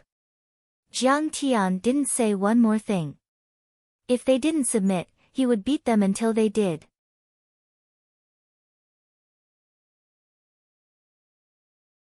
Chapter 158. In the Jiang family, other than his parents and grandfather, no one else truly loved Jiang Tian. When Jiang Tian's family was in trouble, they instead wantonly bullied and suppressed them. It could be said that they were cold and heartless. Therefore, Jiang Tian did not have much affection for these so-called relatives. However, there was no need to tell his parents about these things. They might not believe him even if he told them. He might as well give them a surprise when the time came. "Okay, then I'll wait for you to help me regain my power." Seeing Jiang Tian so confident, although Zhang Wanqing did not know what her son's trump card was and felt that it was impossible, she was very gratified, satisfied, and happy. At least her son was sensible. This was his filial piety. For the next few days, Jiang Tian brought Qing'er to accompany his parents. They played in Qixia County for a few days and enjoyed the joy of a family reunion. Yi Ziwei also rushed over from Jinling and met Jiang Tian once. The two of them had a small gathering at a coffee shop. The 2 billion was borrowed from Jiang Tian. Although it was inconvenient for Yi Ziwei to explain, everyone should at least understand that she was the one who borrowed it. However, many people in the Jiang family strongly advocated that the funds be used to upgrade the headquarters. As for Qixia Pharmaceutical Company, they did not get a single cent. Even when Qixia Pharmaceutical Company was in danger of being seized by Sun Hao, they watched from the sidelines and did not care about the overall interests. Yi Ziwei also had some complaints about this. Sigh, now they are afraid that Mom will regain her power in Qixia County and take back the power of the chairman of the group. Jiang Tian did not take this to heart. Let them do whatever they want. In the end, the Medicine King group would definitely belong to his mother. After playing for a few days, Jiang Tian also planned to say goodbye to his parents. However, an uninvited guest came on this day. Junior Tang Xiaozi greets Master Kong. Tang Xiaozi knelt on the ground and kowtowed to Jiang Tian. Fortunately, His parents had gone to work. Otherwise, they would have been shocked to see this. You've handled the Sun family's matters well. Have a seat. Jiang Tian ate the kumquat and smacked his lips in satisfaction. Who? Master Kong doesn't want me to kneel anymore. He actually wants me to sit down. Isn't this an improvement? Tang Xiaozi was overjoyed. It seemed like he had to pray more in the future. Praying to Buddha was useful. In the future, I'll just be a Buddhist pretty boy. Thank you, Master Kong, for granting me a seat. Tang Xiaozi's legs were closed and his hands were pressed on his knees. Half of his butt was hanging in the air. His eyes were timid and he didn't dare to sit still. He was so reserved that he was like a little white rabbit that had encountered a Tyrannosaurus Rex. Why are you here? Jiang Tian didn't beat around the bush and went straight to the point. Master Kong, I'm here to show my loyalty. I want to be your lackey. Tang Xiaozi abruptly stood up and said with a face full of excitement. After he finished speaking, he looked at Jiang Tian with a pitiful expression, wishing he could kneel down and beg. Oh. You're just an ordinary person. What can you do for me? Jiang Tian yawned dispiritedly. In Lingnan, he mainly controlled Taoist Master Hong Yi and the other spell masters. He could command them as if they were his own limbs. However, he couldn't be bothered to pay attention to a rich young master like Tang Xiaozi. These people were different from Yi Gufeng, Dragon Fifth, and Zhou Zhenghao. Jiang Tian had helped the Jiangbei people resolve a crisis. They were loyal and devoted. However, these people were only afraid of Jiang Tian. They were not loyal enough. Tang Xiaozi's face was filled with disappointment when he heard this. He had guessed the beginning, but not the ending. He didn't expect that he wasn't even qualified to be Master Kang's lackey. In a moment of desperation, he suddenly had an idea and said, Master Kong, the Tang family has successfully entered the Jin City market. I heard that the Jiang family's roots are also in Jin City.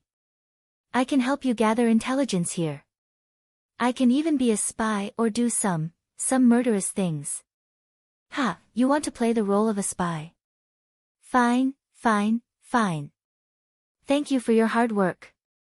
By the way, you can help me investigate the Medicine King group. Go. Jiang Tian was amused. He laughed and waved his hand to ask him to leave. Master Kong, I've become your lackey. That's great. This is the blessing of 8 lifetimes. Tang Xiaozi was thrilled. He didn't expect his status to rise so quickly. He had become Master Kang's lackey. He had reached the top in a single bound. This was really reaching the top in a single bound. He immediately reported to his father and moved all his businesses from Lingnan to Jin City. He wanted to be Master Kang's vanguard. What an honor! Besides, he had to continue praying to Buddha. The next day, Jiang Tian said goodbye to his parents and left them 2 8 blessings bracelets. Then, he returned to Linzhou with Qing'er and Shinmange. When the car passed by Jinling on the highway, Jiang Tian glanced at the city that stretched into the distance. Jin City. In my previous life, this was the place that left me with countless heartbreak and regret. A cold light flashed in Jiang Tian's eyes. In 3 months, I'll return with a strong momentum. When that time comes, I'll sweep through the entire Jin City, wash away the humiliation of my previous life, and become a hero. However, now that I've killed Chen Bo from the Chen family and Sun Hao from the Sun family, the 3 major families will have to recuperate for a while. They won't dare to act rashly. Thinking of this, Jiang Tian's lips curled into a faint smile. He slowly closed his eyes. While Jiang Tian was rushing to Linzhou, the Pacific Ocean, the western part of the Hawaiian Islands, Alcatraz Island. This island was 2,100 nautical miles away from the west coast of the United States. It covered an area of more than 10 square kilometers. On the map, it was so small that it was negligible. However, only those who had set foot on this island knew how dangerous it was. There was an active volcano that erupted every few days. It was barren and scorching hot. Not a single blade of grass grew. There were no traces of birds or animals. Those who knew about the underground world would be shocked when they heard this name. Demon Island was the private property of the famous Big Circle Gang, the #1 gang in the Chinese world. At this moment, in the depths of the volcano, the boiling lava made the air crackle like firecrackers. Here, the temperature was 1,000 degrees Celsius. Even refined iron could melt. However, there was an old man sitting cross-legged on top of the boiling lava. He was floating in the air. He had white hair and a ruddy complexion. His eyes were drooping, like an old monk in meditation. His face was very calm. He exhaled and spat out a white light that was 10 feet long. He inhaled and inhaled the boiling hot air directly into his abdomen. As he inhaled and exhaled, it was as if he was swallowing the sun and the moon, melting all things. That scorching hot air could not even leave a mark on his clothes, let alone burn him. This person was here. Like a demon god, he used the volcano as a furnace and the lava as a furnace to refine his body and cultivate. He wanted to pursue the supreme realm of martial arts. Whoosh whoosh whoosh.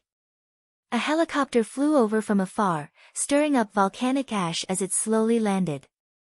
When it was more than 10 meters above the ground, a towering figure leaped into the air. When he was in midair, his arms suddenly shook. True Qi surged behind his back, and 2 black wings about 10 meters long burst out. With a flap of the wings, sand and soil were swept up. He landed steadily, safe and sound. That figure walked toward the volcano. One could already see that he had blonde hair and blue eyes. His long hair was emitting a golden luster.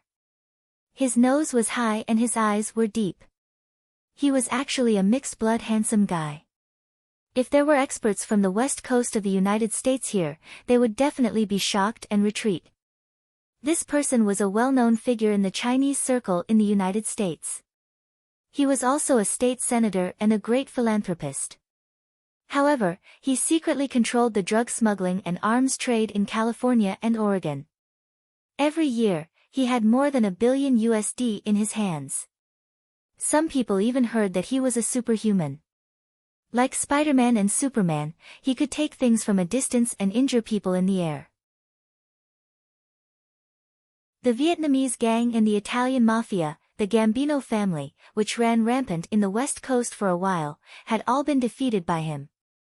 Master. The handsome mixed-blood man came to the crater of the volcano and looked at the old man above the magma with reverence. However, according to the rules of the Chinese martial arts world, he cupped his fists and said respectfully. His Mandarin was also spoken with perfect articulation.